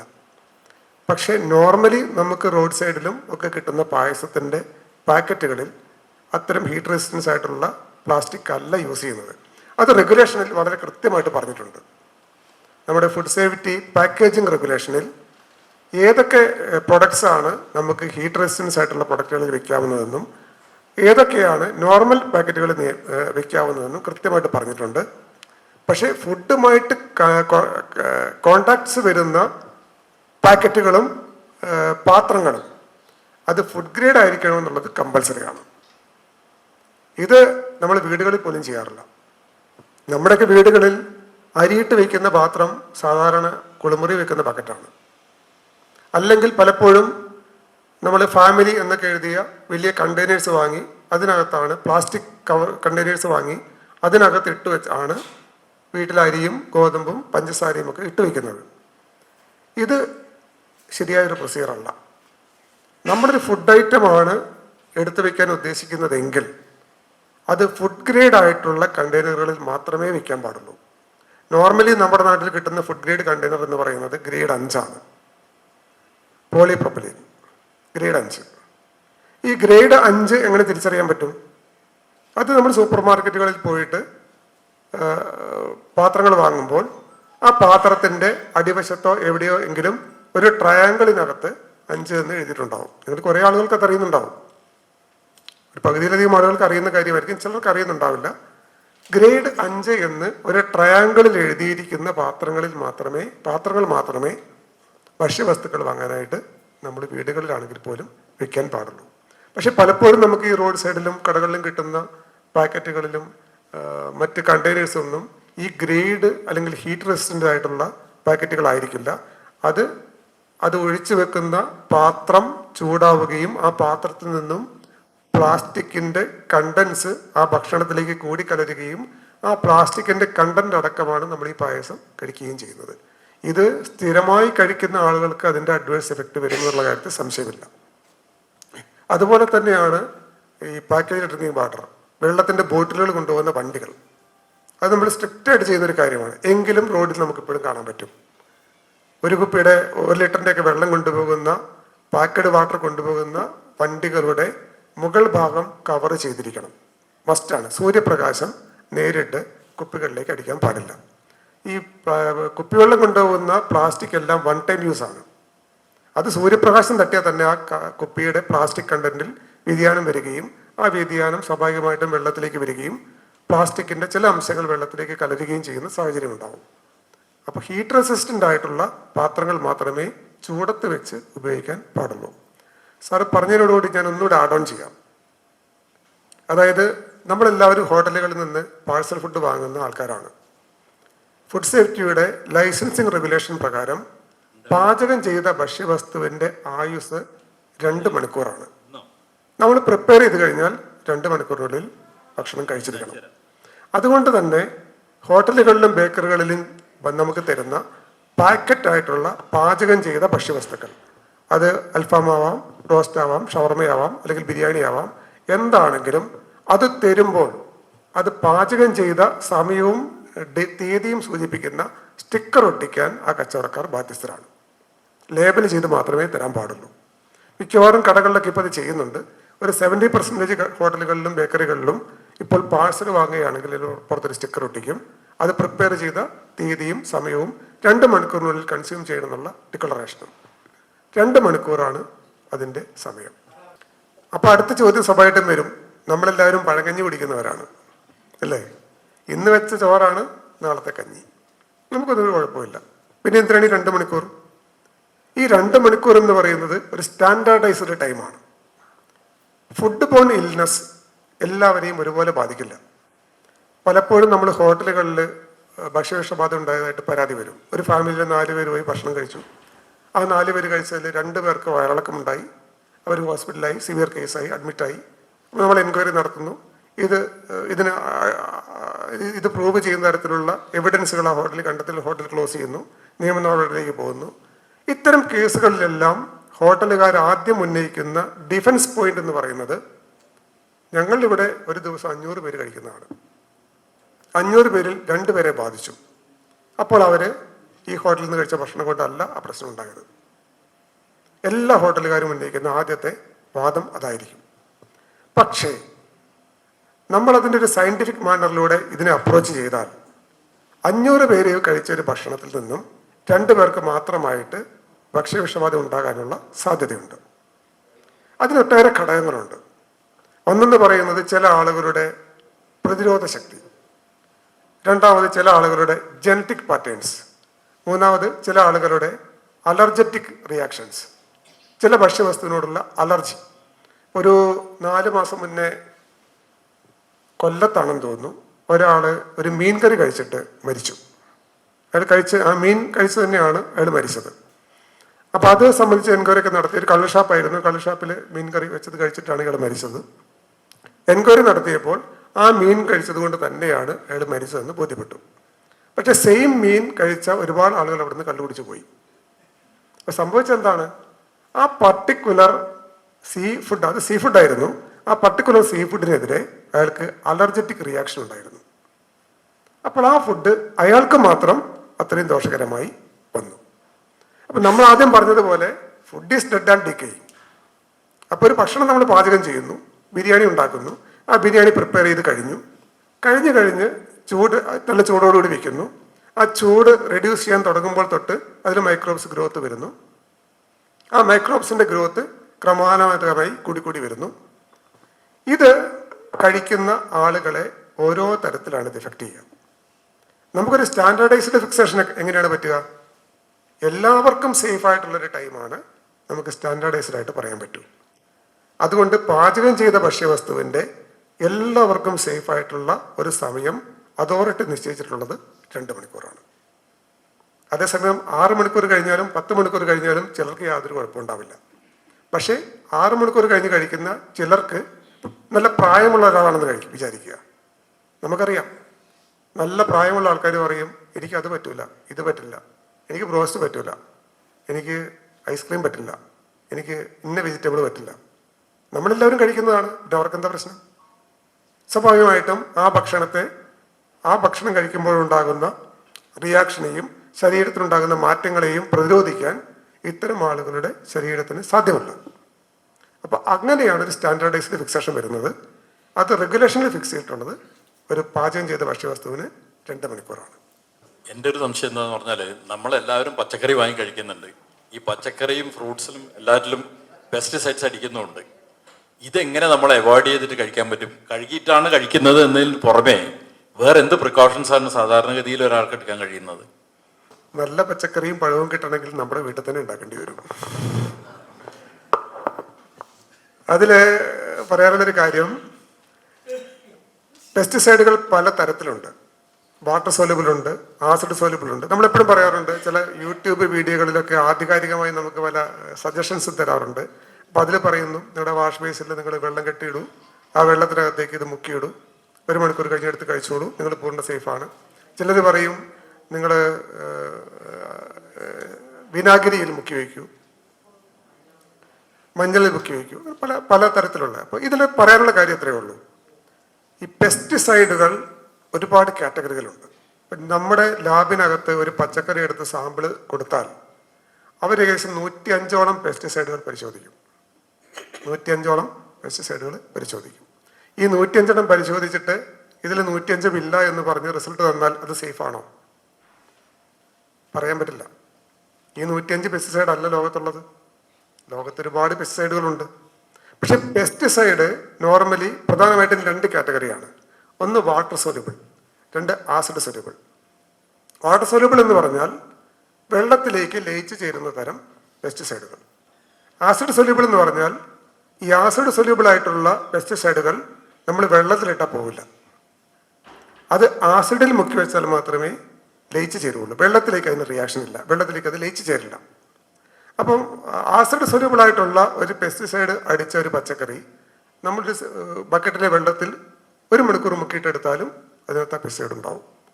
അതുകൊണ്ടാണ് വിനാഗിരി വെള്ളത്തിലും കൂടി മുക്കി വയ്ക്കാൻ പറയുന്നത്. വിനാഗിരി എന്ന് പറയുന്നത് അസറ്റിക് ആസിഡാണ്, നമുക്ക് എല്ലാവർക്കും അറിയാം. ഡൈല്യൂട്ടഡ് അസറ്റിക് ആസിഡാണ് വിനാഗിരി. അപ്പോൾ ഡൈല്യൂട്ട് അസറ്റിക് ആസിഡ് മുക്കി വെച്ച് വെള്ളത്തിലും മുക്കി വെച്ച് എടുത്തു കഴിയുമ്പോൾ വാട്ടർ സോലുബിൾ ആയിട്ടുള്ള പെസ്റ്റിസൈഡും ആസിഡ് സോലുബിൾ ആയിട്ടുള്ള പെസ്റ്റിസൈഡും കുറേയേറെ പോകും. 100% പോവില്ല. കാരണം പെസ്റ്റിസൈഡ് എപ്പോഴും ഔട്ടർ ബാർക്കുകളിലാണ് ഉണ്ടാവുക. നമുക്കറിയാം, പച്ചക്കറിയുടെയും പഴവർഗ്ഗങ്ങളുടെയും മുകളിലാണ് പെസ്റ്റിസൈഡ് അടിക്കുന്നത്, അതിൻ്റെ ഉള്ളിലേക്ക് ഇഞ്ചക്ട് ചെയ്യല്ല. അതിൻ്റെ പുറത്താണ് പെസ്റ്റിസൈഡ് അടിക്കുന്നത്. പുറത്ത് പെസ്റ്റിസൈഡ് അടിക്കുന്നത് കൊണ്ട് ഇതിൻ്റെ ഔട്ടർ ബാർക്കിലാണ് ഏറ്റവും കൂടുതൽ പെസ്റ്റിസൈഡ് റെസിഡ്യൂ വരുന്നത്. അതുകൊണ്ട് വെള്ളത്തിൽ മുക്കി വെക്കുമ്പോൾ വെള്ളത്തിൽ ആ തൊലിപ്പുറത്ത് നിന്നും പെസ്റ്റിസൈഡിൻ്റെ അളവ് കുറേ നശിച്ചു പോകുന്നു. ഇപ്പം ഈ പെസ്റ്റിസൈഡിൽ നിന്ന് രക്ഷപ്പെടണമെന്നുണ്ടെങ്കിൽ നമുക്ക് ചെയ്യാൻ പറ്റുന്നൊരു കാര്യം നന്നായി വാഷ് ചെയ്യുക എന്നുള്ളതാണ് ഒരു കാര്യം. രണ്ടാമത്തേത് വിനാഗിരിയിൽ മുക്കി വയ്ക്കുക. മൂന്നാമത്തേത് ഔട്ടർ തൊലി ചെത്തിക്കളയുക. മാമ്പഴം പോലെയുള്ള മാമ്പഴത്തിൽ നിന്നൊക്കെ പെസ്റ്റിസൈഡ് വരാൻ സാധ്യത വളരെ കുറവാണ്. കാരണം മാമ്പഴത്തിൻ്റെ തൊലി നമ്മൾ ചെത്തിക്കളയും. അതേസമയം ആപ്പിളിൻ്റെ തൊലി നമ്മൾ ചെത്താറില്ല. ചിലരൊക്കെ ചെത്തും, ചിലർ ചെത്തില്ല. അപ്പോൾ ഓറഞ്ച് ആണെങ്കിലോ നമ്മൾ തൊലി കംപ്ലീറ്റ് പൊളിച്ച് കളയുകയാണ്. അപ്പോൾ ഔട്ടർ ബാർക്ക് ഒഴിവാക്കി കഴിക്കുന്ന ഫ്രൂട്ട്സിൽ അല്ലെങ്കിൽ പച്ചക്കറികളിൽ പെസ്റ്റിസൈഡിൻ്റെ അളവ് കുറച്ചുകൂടി കുറവായിരിക്കും.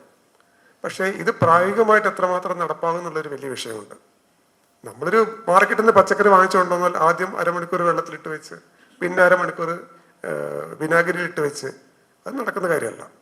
നന്നായിട്ട് വാഷ് ചെയ്യുക. വാഷ് ചെയ്ത് ഔട്ടർ ബാർക്ക് ചെത്തിക്കളയുമ്പോൾ പെസ്റ്റിസൈഡിൻ്റെ അളവ് വല്ലാതെ കുറഞ്ഞ് ഒരു എന്താ പറയുക നോർമലൈസ്ഡ് ലെവലിലേക്ക് വരാനുള്ള സാധ്യതയുണ്ട്.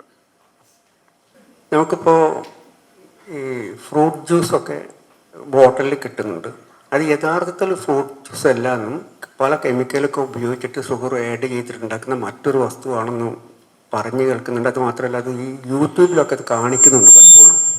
അത് ശരിയായിരിക്കും എന്നുള്ളൊരു സംശയമുണ്ട്. രണ്ടാമത് നമ്മൾ ഈ സൺഫ്ലവർ ഓയിലൊക്കെ കിട്ടുന്നുണ്ടല്ലോ, ആ സൺഫ്ലവർ ഓയിലിൻ്റെ സീഡ്സ് ഉപയോഗിച്ചിട്ട് അതാണ് ശരിയായിട്ടുണ്ടാക്കുകയാണെങ്കിൽ അത് ഈ വിലയ്ക്ക് വിൽക്കാൻ പറ്റൂല എന്നൊരു ഇതുണ്ട്. അത് വലിയ വില കൊടുക്കേണ്ടി വരും. അത്രയും ചെറിയ കുറച്ച് സീഡ്സ് കൊണ്ട് അത്രയും ഉണ്ടാക്കാൻ പറ്റില്ല എന്ന് കേൾക്കുന്നുണ്ട്. അതും ഒരു സംശയമായിട്ട് തോന്നുന്നതാണ്. ഇപ്പം പൊതുവെ എല്ലാ ജ്യൂസ് ഷോപ്പുകളിലും നമ്മൾ കാണിക്കുകയാണ് അവർ അടിച്ചു തരുന്നത്. പാക്കറ്റ് ഫുഡിനെ പറ്റി പറയുകയാണെങ്കിൽ ഞാൻ ആദ്യം പറഞ്ഞ കാര്യം ഒന്നുകൂടി ആവർത്തിക്കുകയാണ്. നമ്മൾ പാക്ക്ഡ് ഐറ്റംസ് വാങ്ങുമ്പോൾ അതിനകത്ത് എന്താണ് ഉള്ളത് എന്ന് കമ്പനി അതിൻ്റെ പുറത്ത് ലേബൽ ഡിക്ലറേഷൻ ചെയ്തിട്ടുണ്ടാവും. ആ ലേബൽ ഡിക്ലറേഷൻ നമ്മൾ കൃത്യമായിട്ട് വായിച്ചു നോക്കണം. ഇപ്പോൾ ഒരു ഉദാഹരണം പറയുകയാണെങ്കിൽ ഫ്രൂട്ടി, സാറ് പറഞ്ഞ പ്രൊഡക്റ്റാണ് ഫ്രൂട്ടിയുടെ പാക്കറ്റിൻ്റെ പുറത്തുള്ള ആ ലേബൽ ഡിക്ലറേഷൻ ഒന്ന് വായിച്ചു നോക്കുക. ഫ്രൂട്ടിയുടെ പാക്കറ്റിൻ്റെ പുറത്ത് നമ്മൾ വായിക്കുമ്പോൾ അതിനകത്ത് മാംഗോ പൾപ്പുണ്ട്, ആഡഡ് ഫ്ലേവേഴ്സ് ഉണ്ട്. നോക്കണം, മാംഗോ പൾപ്പുണ്ട്, ആഡഡ് ഫ്ലേവേഴ്സ് ഉണ്ട്, വാട്ടർ ഉണ്ട്. പെസ്റ്റിസൈഡ്സ് ഉണ്ട്, അല്ല പ്രിസർവേറ്റീവ്സ് ഉണ്ട്. ഈ കണ്ടൻസ് ഇങ്ങനെ വായിക്കുമ്പോഴാണ് നമുക്കതിനകത്ത് യഥാർത്ഥത്തിൽ എന്താണ് എന്ന് മനസ്സിലാവുക. ഒരു ഫ്രൂട്ടി എന്ന് പറയുന്നതിൻ്റെ ഫുള്ളായിട്ടും മാംഗോ പൾപ്പല്ല. അതിനകത്ത് മാംഗോ പൾപ്പുണ്ട്. ഒരു 40-50% മാങ്ങയുടെ സത്ത് തന്നെയാണ്. ഈ ഫ്രൂട്ടി ഉണ്ടാക്കുന്ന കമ്പനി പോയി നമുക്കിത് കാണാൻ പറ്റും. മാങ്ങ കൊണ്ടുവന്നിട്ട് അത് പ്രോസസ്സ് ചെയ്ത് അതരിഞ്ഞ് അത് പിഴിഞ്ഞ് അതിൻ്റെ ചാറെടുത്ത് അതാണ് മാംഗോ പൾപ്പ്. ഈ മാംഗോ പൾപ്പാണ് അതിൻ്റെ ഒരു പ്രധാന ഇൻഗ്രീഡിയൻറ്റ്. പക്ഷേ 100% മാംഗോ പൾപ്പല്ല. അതിനകത്ത് വാട്ടറുണ്ട്, മാംഗോ ഫ്ലേവറുണ്ട്, പ്രിസർവേറ്റീവ് ഉണ്ട്. അപ്പം നമ്മൾ പാക്കറ്റഡ് ആയിട്ട് വാങ്ങുന്ന ജ്യൂസുകൾ പൂർണ്ണമായും പൾപ്പല്ല. അതിനകത്ത് വെള്ളവും സെയിം പ്രൊഡക്റ്റിൻ്റെ ഫ്ലേവറുകളും ചേർത്തിട്ടുണ്ട്. കൂടാതെ പ്രിസർവേറ്റീവും ഉണ്ട്. കാരണം നിങ്ങൾക്കറിയാം, മാങ്ങ ജ്യൂസ് അടിച്ച് നമ്മൾ ഫ്രിഡ്ജിൽ വെച്ചാൽ എത്ര കാലം ഉപയോഗിക്കാൻ പറ്റും? മാങ്ങ ജ്യൂസ് നമ്മൾ വീട്ടിൽ മാംഗോ ജ്യൂസ് അടിച്ച് ഫ്രിഡ്ജ് കയറ്റി വെച്ചാൽ മാക്സിമം ഒരു 5 ദിവസം ഉപയോഗിക്കാം. പക്ഷേ ഫ്രൂട്ട് ജ്യൂസുകൾ പാക്കറ്റഡ് ആയിട്ടുള്ള കമ്പനികൾ 5 ദിവസമല്ല എക്സ്പയറി ഡേറ്റ് കൊടുക്കുന്നത്. അതിനകത്ത് പ്രിസർവേറ്റീവ്സും ആഡാണ്. അത് പെർമിറ്റഡ് ആണ്. പെർമിറ്റഡ് ആയതുകൊണ്ട് കുഴപ്പമൊന്നുമില്ല. പക്ഷേ പൂർണ്ണമായും 100 ml മാംഗോ ഫ്രൂട്ടി ജ്യൂസ് വാങ്ങുമ്പോൾ അതിനകത്ത് പൂർണ്ണമായും മാംഗോയുടെ ജ്യൂസ് ആണെന്ന് നമ്മൾ തെറ്റിദ്ധരിക്കരുത്. സർ, എനിക്ക് ചോദിക്കാനുള്ളത്, നമ്മളെ ദൈനംദിന ജീവിതത്തിൽ ഉപയോഗിക്കുന്ന ഫ്രിഡ്ജ് അതൊരു വില്ലനാണോ എന്നുള്ളതാണ്. കാരണം നമ്മൾ ഫ്രിഡ്ജിൽ ഭക്ഷണം വെക്കുക എന്ന് പറയുമ്പം നമ്മൾ സാധാരണ കേസിൽ നമ്മൾ അതൊക്കെ നല്ലോണം ചൂടാറിക്കഴിഞ്ഞാൽ നമ്മളതിൽ എടുത്ത് വെക്കുന്നു. പിന്നെ വീണ്ടും സാധാരണ എന്താ വെച്ചാൽ അത് പുറത്തെടുത്ത് വെച്ചിട്ട് നോർമൽ ടെമ്പറേച്ചറിലായാൽ മാത്രം ചൂടാക്കി കഴിക്കാമെന്നാണ്. പക്ഷേ പല സന്ദർഭങ്ങളിലും ഈ ഫ്രിഡ്ജിൽ വെച്ച ഭക്ഷണം കഴിച്ചിട്ട് ഭക്ഷ്യ വിഷബാധ വന്നെന്ന് പറയുന്നുണ്ട്. അതിന് വല്ല കാരണമുണ്ടോ സർ? കണ്ടീഷൻസ് 3 ഉണ്ട്. ചിൽഡ് ഉണ്ട്, ഫ്രോസൺ ഉണ്ട്, ഡീഫ്രോസൺ ഉണ്ട്.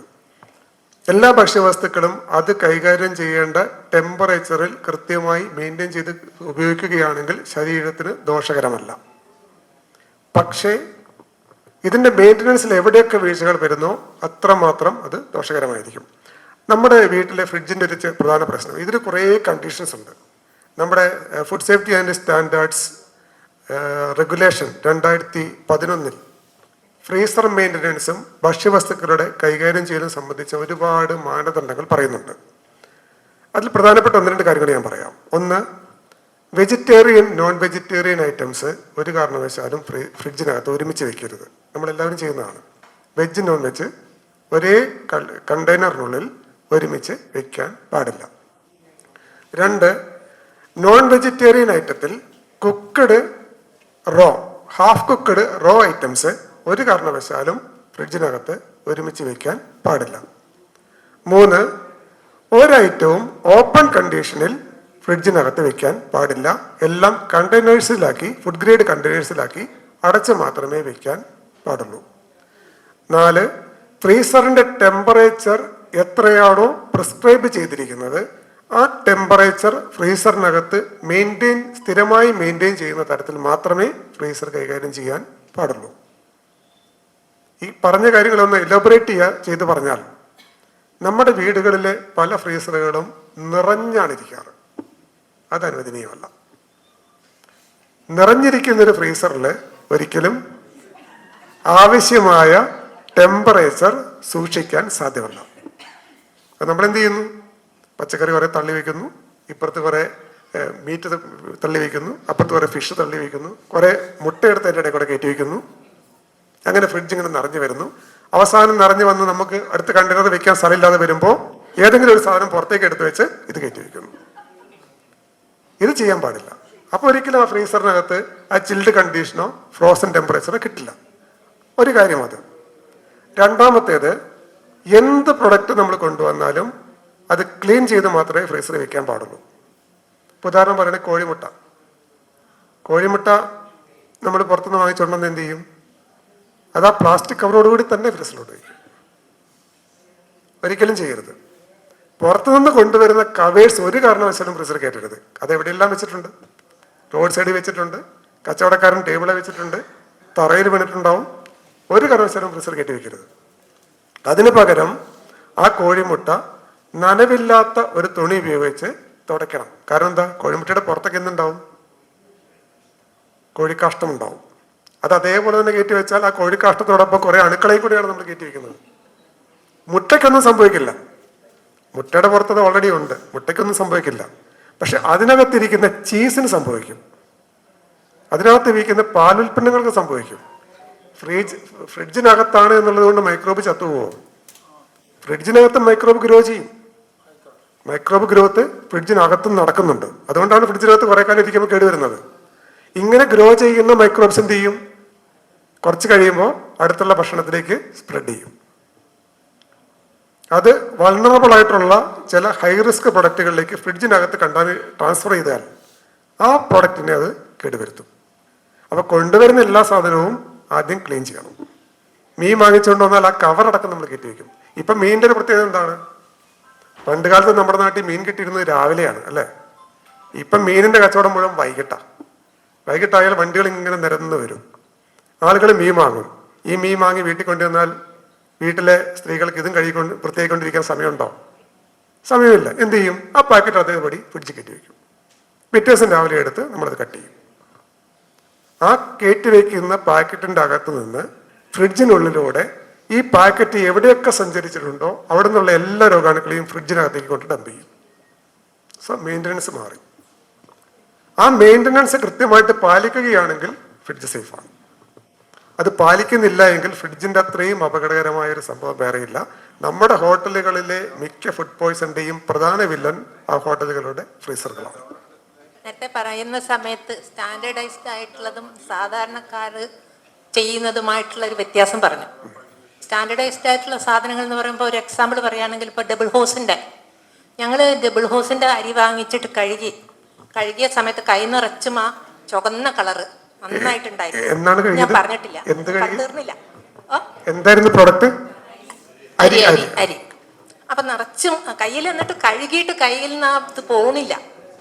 അപ്പോൾ സാധാരണക്കാരൻ ഉണ്ടാക്കുന്നതിനെ പറ്റി പറഞ്ഞ സമയത്ത് പറഞ്ഞു പിന്നെ പ്ലാസ്റ്റിക്കിൻ്റെ ഒക്കെ ഇതൊക്കെ. അപ്പം അത്തരത്തിലുള്ള സാധനങ്ങൾ പിന്നെ ഈ പറഞ്ഞതായ അരി പോലുള്ളത് ഇങ്ങനെ പിന്നെ വിപണിയിൽ വിറ്റഴിക്കുന്ന സമയത്ത് ഭക്ഷ്യസുരക്ഷാ ഓഫീസ് എന്ന് പറയുന്നത് ഇതൊക്കെ പരിശോധിക്കാനുള്ള ആൾക്കാരും കൂടിയാണല്ലോ. അപ്പോൾ അവരെത്ര പരിശോധന ഒരു മാസത്തിൽ അല്ലെങ്കിൽ ഒരു വർഷത്തിൽ നടത്തണമെന്നുള്ളൊരു കണക്കുണ്ടോ? ഉണ്ടെങ്കിൽ ആ കണക്ക് പ്രകാരം ശരിക്കും കാര്യങ്ങളൊക്കെ ചെയ്യാറുണ്ടോ? ഉണ്ടെങ്കിൽ അതിന് ആർക്കാണത് നിങ്ങൾ പിന്നെ ഈ പരിശോധന റിപ്പോർട്ട് കൊടുക്കേണ്ടത്? കാരണം ഞങ്ങൾക്ക് പിന്നെ നമ്മളത് ഉപയോഗിക്കുന്ന ആളുകൾ അല്ലെങ്കിൽ ഞങ്ങളത് പിന്നെ കഴിക്കുന്ന ആളുകൾ എന്നുള്ള നിലയ്ക്ക് എന്ത് ചെയ്യുന്നു ഈ ഭക്ഷ്യസുരക്ഷാ വകുപ്പ് എന്ന് ഞങ്ങൾക്കറിയണമല്ലോ. അപ്പം അതിന് വേണ്ടിയിട്ട് ഞങ്ങൾക്കുള്ളൊരു ബോധവൽക്കരണം എന്താണ് തരാനുള്ളത്? നല്ല ചോദ്യമാണ്. ചോദ്യം നല്ലതാണ്. രണ്ട് കാര്യങ്ങളാണ് ചോദ്യം. ഒന്ന്, ഡബിൾ ഹോഴ്സിൻ്റെ അരിയിൽ കയ്യിൽ പറ്റി പിടിച്ചത് എന്താണ്? രണ്ടാമത്തേത്, ഈ വകുപ്പ് ഇവിടെ എന്താണ് ചെയ്യുന്നത്? അപ്പോൾ രണ്ട് ചോദ്യങ്ങൾക്ക് ഉത്തരം പറയാം. ഒന്നെന്ന് പറയുന്നത്, ഈ അരിയെ സംബന്ധിച്ച് ആ പേടി വേണ്ട. അതിൻ്റെ കാരണം, ഇപ്പോൾ അരിയിൽ മറ്റ് തരത്തിലുള്ള കളറുകളോ മായങ്ങളോ ഒന്നും റീസെൻ്റ് ആയിട്ടുള്ള കാലത്തൊന്നും നമുക്ക് കിട്ടിയിട്ടില്ല. ഒരുപാട് ഞാൻ പറഞ്ഞു നിർത്തോട്ടെ, ഒരുപാട് സാമ്പിൾസ് നമ്മൾ അയക്കുന്നുണ്ട്, കിട്ടിയിട്ടില്ല. ഈ കയ്യിൽ പറ്റിപ്പിടിച്ചു എന്ന് പറയുന്നത് സംബന്ധിച്ച് ധാരാളം പരാതികൾ ഞങ്ങൾക്ക് ഡെയിലി വരാറുണ്ട്. പരാതി വരുന്ന എല്ലാ ബ്രാൻഡുകളും നമ്മളെടുത്ത് ലാബിൽ അയക്കാറുണ്ട്. ഈ സംഭവിച്ച കാര്യം എന്താണെന്ന് ഞാൻ പറയാം. അത് ശരിക്ക് ബ്രാനാണ്. റൈസ് ബ്രാൻ ഓയിൽ നിങ്ങൾ കേട്ടിട്ടുണ്ടോ? നമുക്കറിയാം, അരിയുടെ ഔട്ടർ തൊലി നിന്നെടുക്കുന്ന എണ്ണയാണ് റൈസ് ബ്രാൻ ഓയിൽ. ഇപ്പം നമ്മുടെ മാർക്കറ്റുകളിലൊക്കെ അത് ലഭ്യമാണ്. എഡിബിൾ ഓയിലാണ്. നോർത്ത് ഇന്ത്യയിൽ വ്യാപക ഉപയോഗമുണ്ട്. കേരളത്തിലും നമ്മൾ ചില സാധനങ്ങൾക്കൊക്കെ ഉപയോഗിക്കാറുണ്ട്. ഇത് അരിയുടെ ബാർക്കാണ്, അരിയുടെ പുറത്തുള്ള തൊലി. ആ തൊലിയിൽ നിന്നാണ് റൈസ് ബ്രാൻ ഓയിൽ ഉണ്ടാക്കുന്നത്. ഈ പറഞ്ഞ പ്രശ്നമുണ്ടായത് മട്ട അരിയിലാണോ വെള്ള അരിയിലാണോ? മട്ട അരിയിലാണ്. മട്ട അരിയിൽ മാത്രമേ ആ പ്രശ്നം ഉണ്ടാകൂ. അതിൻ്റെ കാരണം, നമ്മുടെ നാട്ടിൽ ഈ അരി സോട്ടക്സ് ചെയ്യുമ്പോൾ, സോട്ടക്സ് ചെയ്യാന്ന് പറഞ്ഞാൽ നമുക്കറിയാം, അതിൻ്റെ ബാർക്ക് കളഞ്ഞ് വൃത്തിയാക്കുന്ന സമയത്ത് മട്ട അരിയുടെ ബാർക്ക് ഏകദേശം ഒരു 80%-90% അതിൽ നിന്ന് പോകും. ഈ പ്രോസസ്സിൻ്റെ ഭാഗമായിട്ട്, മെഷീനറി പ്രോസസ്സിൻ്റെ ഭാഗമായിട്ട് അതിൻ്റെ ബാർക്ക് കംപ്ലീറ്റ് അങ്ങ് പോകും. പോയി കഴിഞ്ഞാൽ പിന്നീട് അത് കണ്ട വെള്ള അരി പോലെ ഇരിക്കും. ചെറിയ തോതിലുള്ള ബാർക്ക് മാത്രമേ. നമുക്ക് ഒരു ഉദാഹരണം ഞാൻ പറയുന്നത്, നമ്മൾ മട്ടേരി വാങ്ങുക. മട്ടേരി വാങ്ങി വെള്ളത്തിലിട്ട് നന്നായിട്ട് കഴുകുക. നന്നായിട്ട് ഒരു 3-4 പ്രാവശ്യം കഴുകുക. കഴുകി കഴിഞ്ഞിട്ട് ആ അരി എടുക്കുമ്പോൾ നമ്മൾ വാങ്ങിയ അരി ആയിരിക്കില്ല, കുറച്ചുകൂടെ വൈറ്റിഷ് കളറിലേക്ക് അത് വരും. ഇതിൻ്റെ കാരണം പ്രോസസ്സിൻ്റെ ഭാഗമായിട്ട് അതിൻ്റെ ബാർക്ക് പോകുന്നതാണ്. അങ്ങനെ ബാർക്ക് പോയ അരി മട്ടേരിയാണെന്നും പറഞ്ഞ് വിപണിയിൽ വിറ്റാൽ ആ കമ്പനിയുടെ അരി ഒരാളും വാങ്ങൂല. നമ്മൾ മട്ടേരിയുടെ സങ്കല്പം എന്താണ്? ആ ചുമന്ന കളറിലുള്ള ബാർക്ക് വേണം. അതുകൊണ്ട് കമ്പനികൾ എന്ത് ചെയ്യും? ഈ ബാർക്കും റൈസ് ബ്രാൻ ഓയിലും കൂടെ മിക്സ് ചെയ്ത് അരിയിൽ ചേർക്കും. ആ ബാർക്കിൻ്റെ ഓയിലും ആ റൈസ് ബ്രാൻ ബാർക്കും കൂടി ഈ അരിയിലേക്ക് കുറച്ച് കൂട്ടി കലർത്തും. നമ്മൾ ആ മട്ടേരി എടുത്തിട്ട് അത് കയ്യിലിട്ട് നന്നായിട്ട് പിഴിഞ്ഞ് കൈ നോക്കിക്കഴിഞ്ഞാൽ എണ്ണമയം ഉണ്ടാവും. അത് റൈസ് ബ്രാൻ ഓയിലാണ്. ഇതിൽ നിന്ന് കഴുകുമ്പോൾ പോകുന്ന എന്താണ്? അതിലുണ്ടായിരുന്ന ഈ വെറുതെ ബാർക്ക് അതിലിട്ടാൽ അരിയിൽ അത് പറ്റിപ്പിടിക്കില്ല. അപ്പം അരിയിലേക്ക് അത് പറ്റിപ്പിടിക്കാനാണ് ഈ റൈസ് ബ്രാൻ ഓയിലും കൂടെ അതിലേക്ക് കടന്നു വരുന്നത്. അത് നന്നായിട്ട് കഴുകുമ്പോൾ എന്ത് സംഭവിക്കും? ഓയിലുള്ളത് കൊണ്ട് പൂർണ്ണമായും പോകില്ല, പക്ഷെ കുറേ പോകും. എന്നാലും അത് കാണുമ്പോൾ മട്ടേരി പോലെ തന്നെ ഇരിക്കും. ശരിക്കും നമ്മൾ ആ ഓയിൽ കൂടി റിമൂവ് ചെയ്യാനുള്ള ഒരു പ്രോസസ്സിലൂടെ കടത്തി വിടുകയാണെങ്കിൽ ഏകദേശം വൈറ്റിഷ് കളറിലാണ് ഇന്നത്തെ മട്ടേരികൾ ഇരിക്കുക. അപ്പോൾ ആ കിട്ടിയ സാധനം മായമല്ല, അത് ബാർക്കാണ്. ബാർക്കും പ്ലസ് റൈസ് ബ്രാൻ ഓയിലും കൂടെ ചേർത്താണ് മട്ടേരി വരുന്നത്. മറ്റ് ഒരു അരിയിലും ഈ പ്രശ്നം ഉണ്ടാവില്ല. രണ്ടാമത്തെ കാര്യം, ഡിപ്പാർട്ട്മെന്റ് എന്ത് ചെയ്യുന്നു എന്നുള്ളതാണ്. ഡിപ്പാർട്ട്മെന്റ് ഒട്ടേറെ കാര്യങ്ങൾ ചെയ്യുന്നുണ്ട്. നമ്മുടെ ഫുഡ് സേഫ്റ്റി ഡിപ്പാർട്ട്മെന്റിന് ഒട്ടേറെ പരിമിതികളുണ്ട്. അതിലെ ഓഫീസേഴ്സ് ശരിക്കും പറഞ്ഞാൽ ആവശ്യത്തിലധികം ജോലി ചെയ്യുന്നവരുമാണ്. ഇപ്പോൾ ഉദാഹരണം പറയുകയാണെങ്കിൽ കോഴിക്കോട് ജില്ല എടുക്കുക. ഇതൊരു പുതിയ ഡിപ്പാർട്ട്മെന്റാണ്.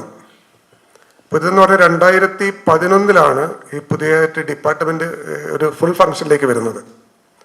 അതിനുശേഷം അനുവദിച്ച തസ്തികകളുടെ എണ്ണവും വളരെ കുറവാണ്.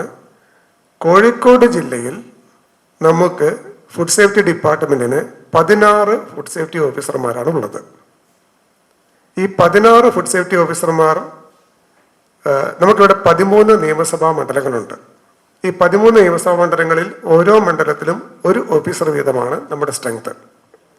എന്ന് വെച്ചാൽ ഒരു 7-8 പഞ്ചായത്തുകൾക്ക് ഒരു ഓഫീസറാണ് ഇപ്പോഴത്തെ സ്ട്രെങ്ത്.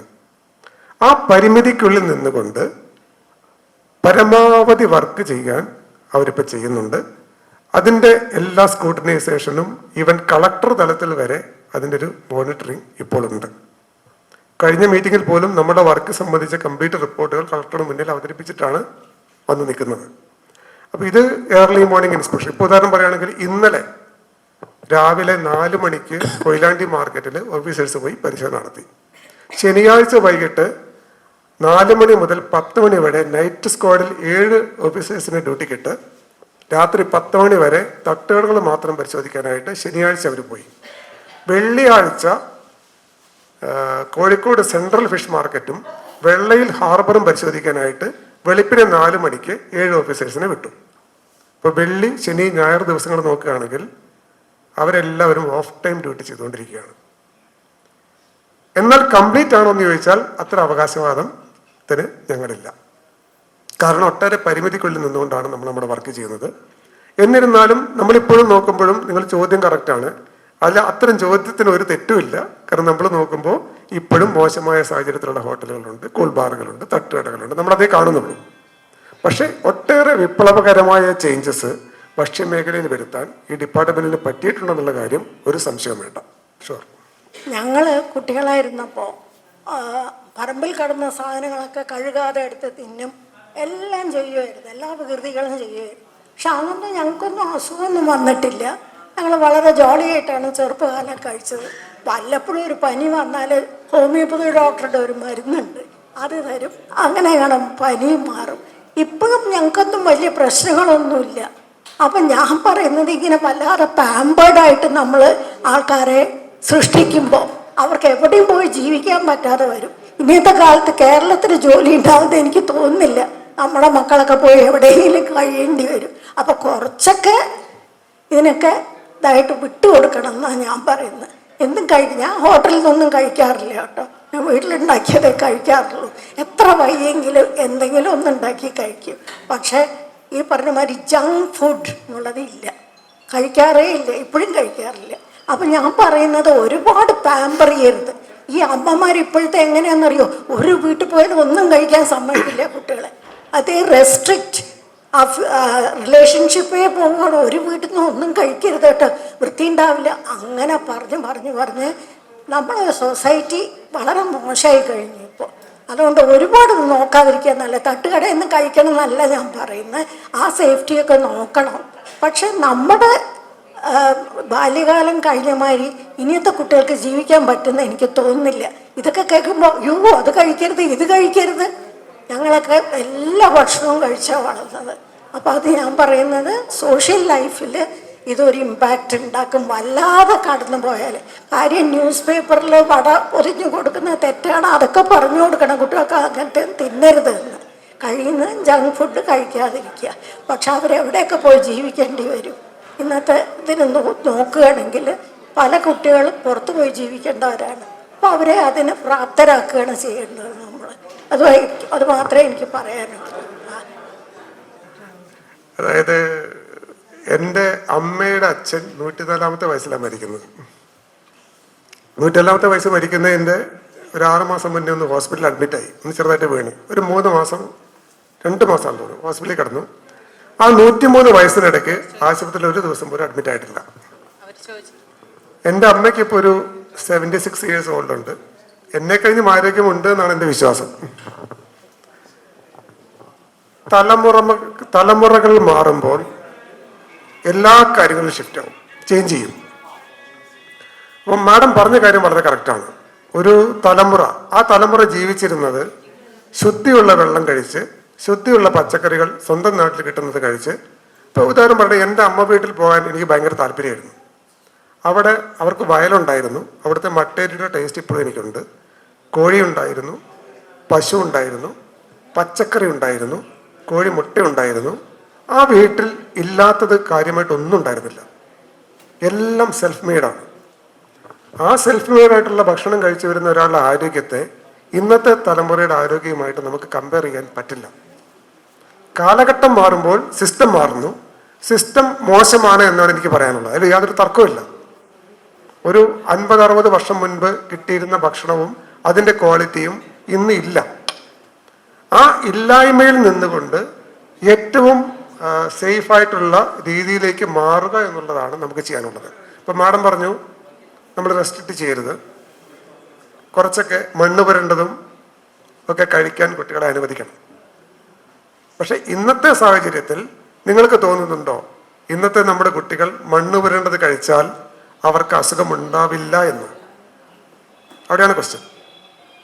അപ്പം സിസ്റ്റം മാറിയപ്പോൾ നമ്മുടെ ആരോഗ്യസ്ഥിതിയും അതിൻ്റെ മാനദണ്ഡങ്ങളും എല്ലാം ചേഞ്ച് ചെയ്തു.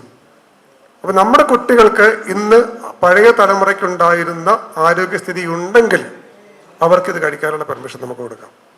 ഇല്ല എങ്കിൽ നമുക്കത് സാധ്യമല്ല എന്ന് മാത്രമേ എനിക്ക് പറയാനുള്ളൂ. നമുക്കിപ്പോൾ മാർക്കറ്റിൽ മാങ്ങ കിട്ടുന്നുണ്ട് ധാരാളം, മാമ്പഴക്കാലമാണ്. പക്ഷേ കിട്ടുന്ന മാങ്ങ മുഴുവൻ കാർബൈഡ് ഉപയോഗിച്ചിട്ടാണ് പഴുപ്പിക്കുന്നതെന്നാണ് പറയപ്പെടുന്നത്. ഇത് തടയാൻ നമ്മുടെ ഭക്ഷ്യസുരക്ഷാ വകുപ്പ് എന്താണ് നടപടി എടുത്തിരിക്കുന്നത്? പിന്നെ ഈ കാർബൈഡ്, അയൺ കാർബൈഡ് ആണല്ലോ യൂസ് ചെയ്യുന്നത്, ഇത് നമ്മുടെ ശരീരത്തെ എങ്ങനെയൊക്കെയാണ് ബാധിക്കുന്നത്? ഈ 2 കാര്യങ്ങളാണ് ഞാൻ ചോദിക്കുന്നത്. പിന്നെ ഈ കാർബൈഡ് ഉപയോഗിച്ച് പഴുപ്പിക്കുന്ന മാങ്ങകൾ അതിൻ്റെ സോഴ്സിൽ നിന്ന് തന്നെ തടയാൻ വല്ല മാർഗമുണ്ടോ? ഫോർ എക്സാമ്പിൾ ചെക്ക് പോസ്റ്റ് വരുമ്പം തന്നെ സാമ്പിൾ എടുത്ത് പരിശോധിച്ച് കാർബൈഡ് ആണെങ്കിൽ തിരിച്ചയക്കുന്ന ഒരു സംവിധാനം ഗവൺമെന്റ് ഏർപ്പെടുത്തിയിട്ടുണ്ടോ? കാൽസ്യം കാർബൈഡ് മാങ്ങ പഴുപ്പിക്കാൻ പെർമിറ്റഡ് അല്ല. അത് പെർമിറ്റഡ് റൈപ്പനിങ് മെത്തേഡിൽപ്പെട്ട ഒരു മാർഗമല്ല കാൽസ്യം കാർബൈഡ് റൈപ്പനിങ്. പക്ഷെ എന്നിരുന്നാലും ചില സ്ഥലങ്ങളിൽ കാർബൈഡ് റൈപ്പനിങ് ഇപ്പോഴും നടക്കുന്നുണ്ട്.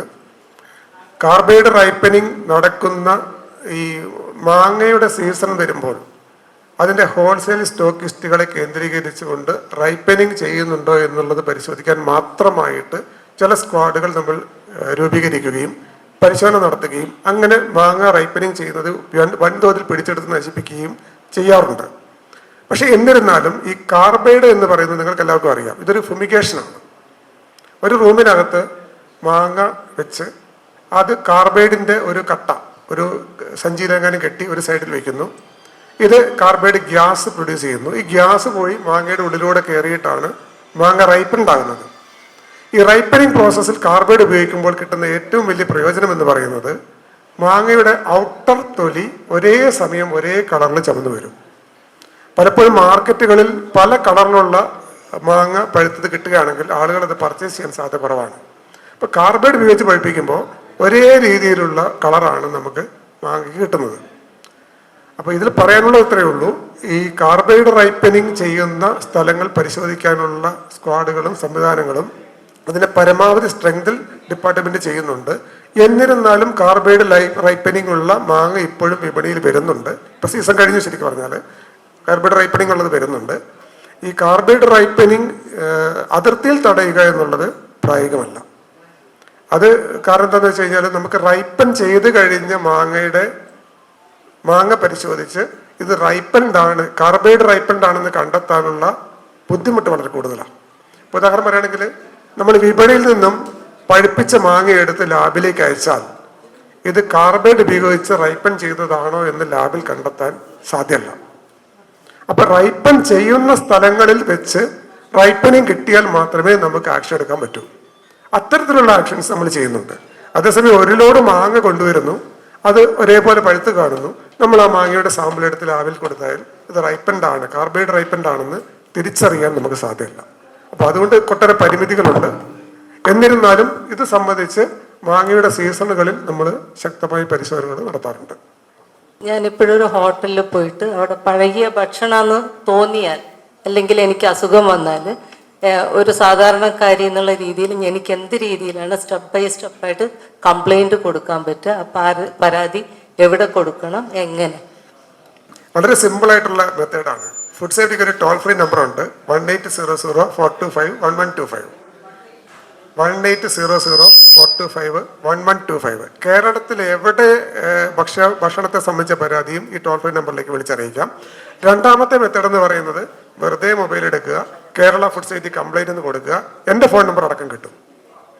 നിങ്ങൾക്കിത് ജസ്റ്റ് കോൾ ചെയ്ത് പറഞ്ഞാൽ മതി. എല്ലാ സർക്കിൾ ഓഫീസർമാരുടെയും എല്ലാ അസിസ്റ്റന്റ് കമ്മീഷണർമാരുടെയും ഈവൻ ജോയിന്റ് കമ്മീഷണർ അടക്കമുള്ള ആൾക്കാരുടെ ഫോൺ നമ്പറുകൾ ഞങ്ങൾക്കെല്ലാം ഒഫീഷ്യൽ നമ്പറുണ്ട്. ഒരാൾ മാറിയാലും കുഴപ്പമില്ല. കോഴിക്കോട് അസിസ്റ്റന്റ് കമ്മീഷണറുടെ നമ്പർ ഞാൻ ഇവിടുന്ന് മാറുമ്പോൾ അടുത്ത ആളുടെ കയ്യിലേക്ക് കൊടുത്തിട്ടാണ് പോകുന്നത്. അപ്പോൾ നെറ്റിൽ കൂടെ കിട്ടുന്ന നമ്പറുകളിലേക്ക് വിളിച്ച് പരാതി പറയാം. ഇനി ഇമെയിൽ ആണെങ്കിൽ നമുക്ക് നെറ്റ് അറിഞ്ഞാൽ എല്ലാ ജില്ലാ ഓഫീസുകളുടെയും ഇമെയിൽ ID കിട്ടും. റിട്ടേൺ കംപ്ലൈൻറ്റ് മെയിൽ ചെയ്ത് കൊടുക്കാം. ഇനി അല്ല നേരിട്ട് പരാതി കൊടുക്കണമെങ്കിൽ അങ്ങനെയും കൊടുക്കാം. ഒരു പരാതിയിലും ആക്ഷൻ എടുക്കാതെ ഇരിക്കില്ല. നിങ്ങളുടെ പരാതി ടോൾ ഫ്രീ നമ്പർ വഴിയാണെങ്കിലും ഫോൺ നമ്പർ വഴിയാണെങ്കിലും കിട്ടിയാൽ ആ പരാതി അപ്പോഴേ രജിസ്റ്റർ ചെയ്യും. രജിസ്റ്റർ ചെയ്ത് കൺസേൺഡ് സർക്കിൾ ഫുഡ് സേഫ്റ്റി ഓഫീസർക്ക് ഇമ്മീഡിയറ്റ് ആയിട്ട് ഹാൻഡ് ഓവർ ചെയ്യും. വിതിൻ 2 or 3 days പരാതി അറ്റൻഡ് ചെയ്യും. ആ കട പരിശോധിക്കും. പരാതി പ്രകാരമുള്ള കാര്യങ്ങൾ മാത്രമല്ല പരിശോധിക്കുക, വയലേഷൻസ് ആണ് പരിശോധിക്കുന്നത്. പരാതിയിൽ പറയുന്ന കാര്യം അവിടെ കണ്ടെത്താനായില്ലെങ്കിൽ പോലും, ഇപ്പോൾ ഒരു ഉദാഹരണം പറയുകയാണെങ്കിൽ നമ്മൾ രാത്രി 10 മണിക്ക് അല്ലെ 11 മണിക്ക് ഒരു സാധനം വാങ്ങുന്നു, അതിലൊരു പ്രശ്നം കണ്ടെത്തുന്നു. പിറ്റേ ദിവസം ഓഫീസർ പോയി പരിശോധിക്കുമ്പോൾ ചിലപ്പോൾ പ്രോഡക്റ്റ് അവിടെ ഉണ്ടാവില്ല. പക്ഷെ നമ്മൾ പരിശോധിക്കുന്നത് വയലേഷൻസ് ഉണ്ടോയെന്നാണ്. വേറെ ഏതെങ്കിലും പ്രോഡക്റ്റ് എക്സ്പയറി ആയതോ അൺഹൈജീനിക് കണ്ടീഷനോ ഷെഡ്യൂൾ ഫോർ വയലേഷൻസോ എന്തെങ്കിലും ഉണ്ടെങ്കിൽ പരാതി കിട്ടിയ സ്ഥാപനമാണെങ്കിൽ നിർബന്ധമായും ലീഗൽ ആക്ഷൻസ് അവിടെ എടുക്കും. നോട്ടീസ് കൊടുക്കും, സ്റ്റെപ്സ് എടുക്കും. പിഴ ഈടാക്കേണ്ടതാണെങ്കിൽ പിഴ ഈടാക്കും, കോർട്ടിലേക്ക് റെഫറൻഡ് ആണെങ്കിൽ കോർട്ടിലേക്ക് പോകും. So it's A simple process. പ്രഭാഷണ പരമ്പരയിൽ സമാപനത്തിനൊരു നന്ദി രേഖപ്പെടുത്തുന്ന ഉത്തരവാദിത്തമാണ് എന്നെ ഏൽപ്പിച്ചിരിക്കുന്നത്. സെറീന ട്രസ്റ്റിൻ്റെ പ്രതിമാസ പരിപാടിയുടെ ഇന്നത്തെ വിഷയം മാനവരക്ഷയും ഭക്ഷ്യസുരക്ഷയും എന്ന വിഷയത്തിൽ ഡോക്ടർ ബിബി മാത്യു ഇവിടെ വളരെ തന്മയത്വത്തോടുകൂടെ പവർ പോയിന്റ് പ്രസൻറ്റേഷനിലൂടെയും അല്ലാതെയും അവതരിപ്പിച്ചു. എല്ലാവർക്കും വളരെ ഒരുപാട് പുതിയ വിവരങ്ങൾ ഇതിൽ കിട്ടിയെന്ന് പ്രത്യാശിക്കുന്നു. മിക്കവാറും പല വീടുകളിലും ഭർത്താക്കന്മാർക്ക് നിന്ന് പോയാൽ പണിയാവും. കാരണം എന്താ വെച്ചാൽ ഭാര്യമാർ ഫ്രീസറിൽ വെക്കേണ്ട സാധനത്തിനെ പറ്റി പറഞ്ഞിട്ടുണ്ടായിരുന്നു. അതുകൊണ്ട് അവർ വളരെ പ്രത്യേകതയോടുകൂടെ ശ്രദ്ധിക്കുന്നു എനിക്ക് തോന്നുന്നു. എനിവേ, ഇന്നത്തെ ഈ പ്രഭാഷണ പരമ്പരയിൽ ഔദ്യോഗിക സമയവും എല്ലാം മാറ്റിവെച്ച് ഇവിടെ വന്ന് ഒരു വളരെ നല്ല രീതിയിലൊരു പ്രസൻറ്റേഷൻ നടത്തിയ ഡോക്ടർ ബിബി മാത്യുവിനെ സെറീന ട്രസ്റ്റിൻ്റെ പേരിൽ നന്ദി രേഖപ്പെടുത്തുന്നു. കൂടാതെ ഇവിടെ ഇന്ന് ഇത് ശ്രോതാക്കളായി വന്നിട്ടുള്ള ആൾക്കാർക്കും ഈ പ്രഭാഷണത്തിൽ ചോദ്യോത്തര പങ്ക്തിയിൽ പങ്കെടുത്ത് ചോദ്യങ്ങൾ ചോദിച്ച് കൂടുതൽ വിവരം നേടാനായ പലർക്കും നന്ദി. എല്ലാവർക്കും സെറീന ട്രസ്റ്റിൻ്റെ പേരിലും എൻ്റെ പേരിലും നന്ദി രേഖപ്പെടുത്തുന്നു. ഈ സമ്മേളനം ഇവിടെ അവസാനിച്ചതായി പ്രഖ്യാപിക്കുന്നു.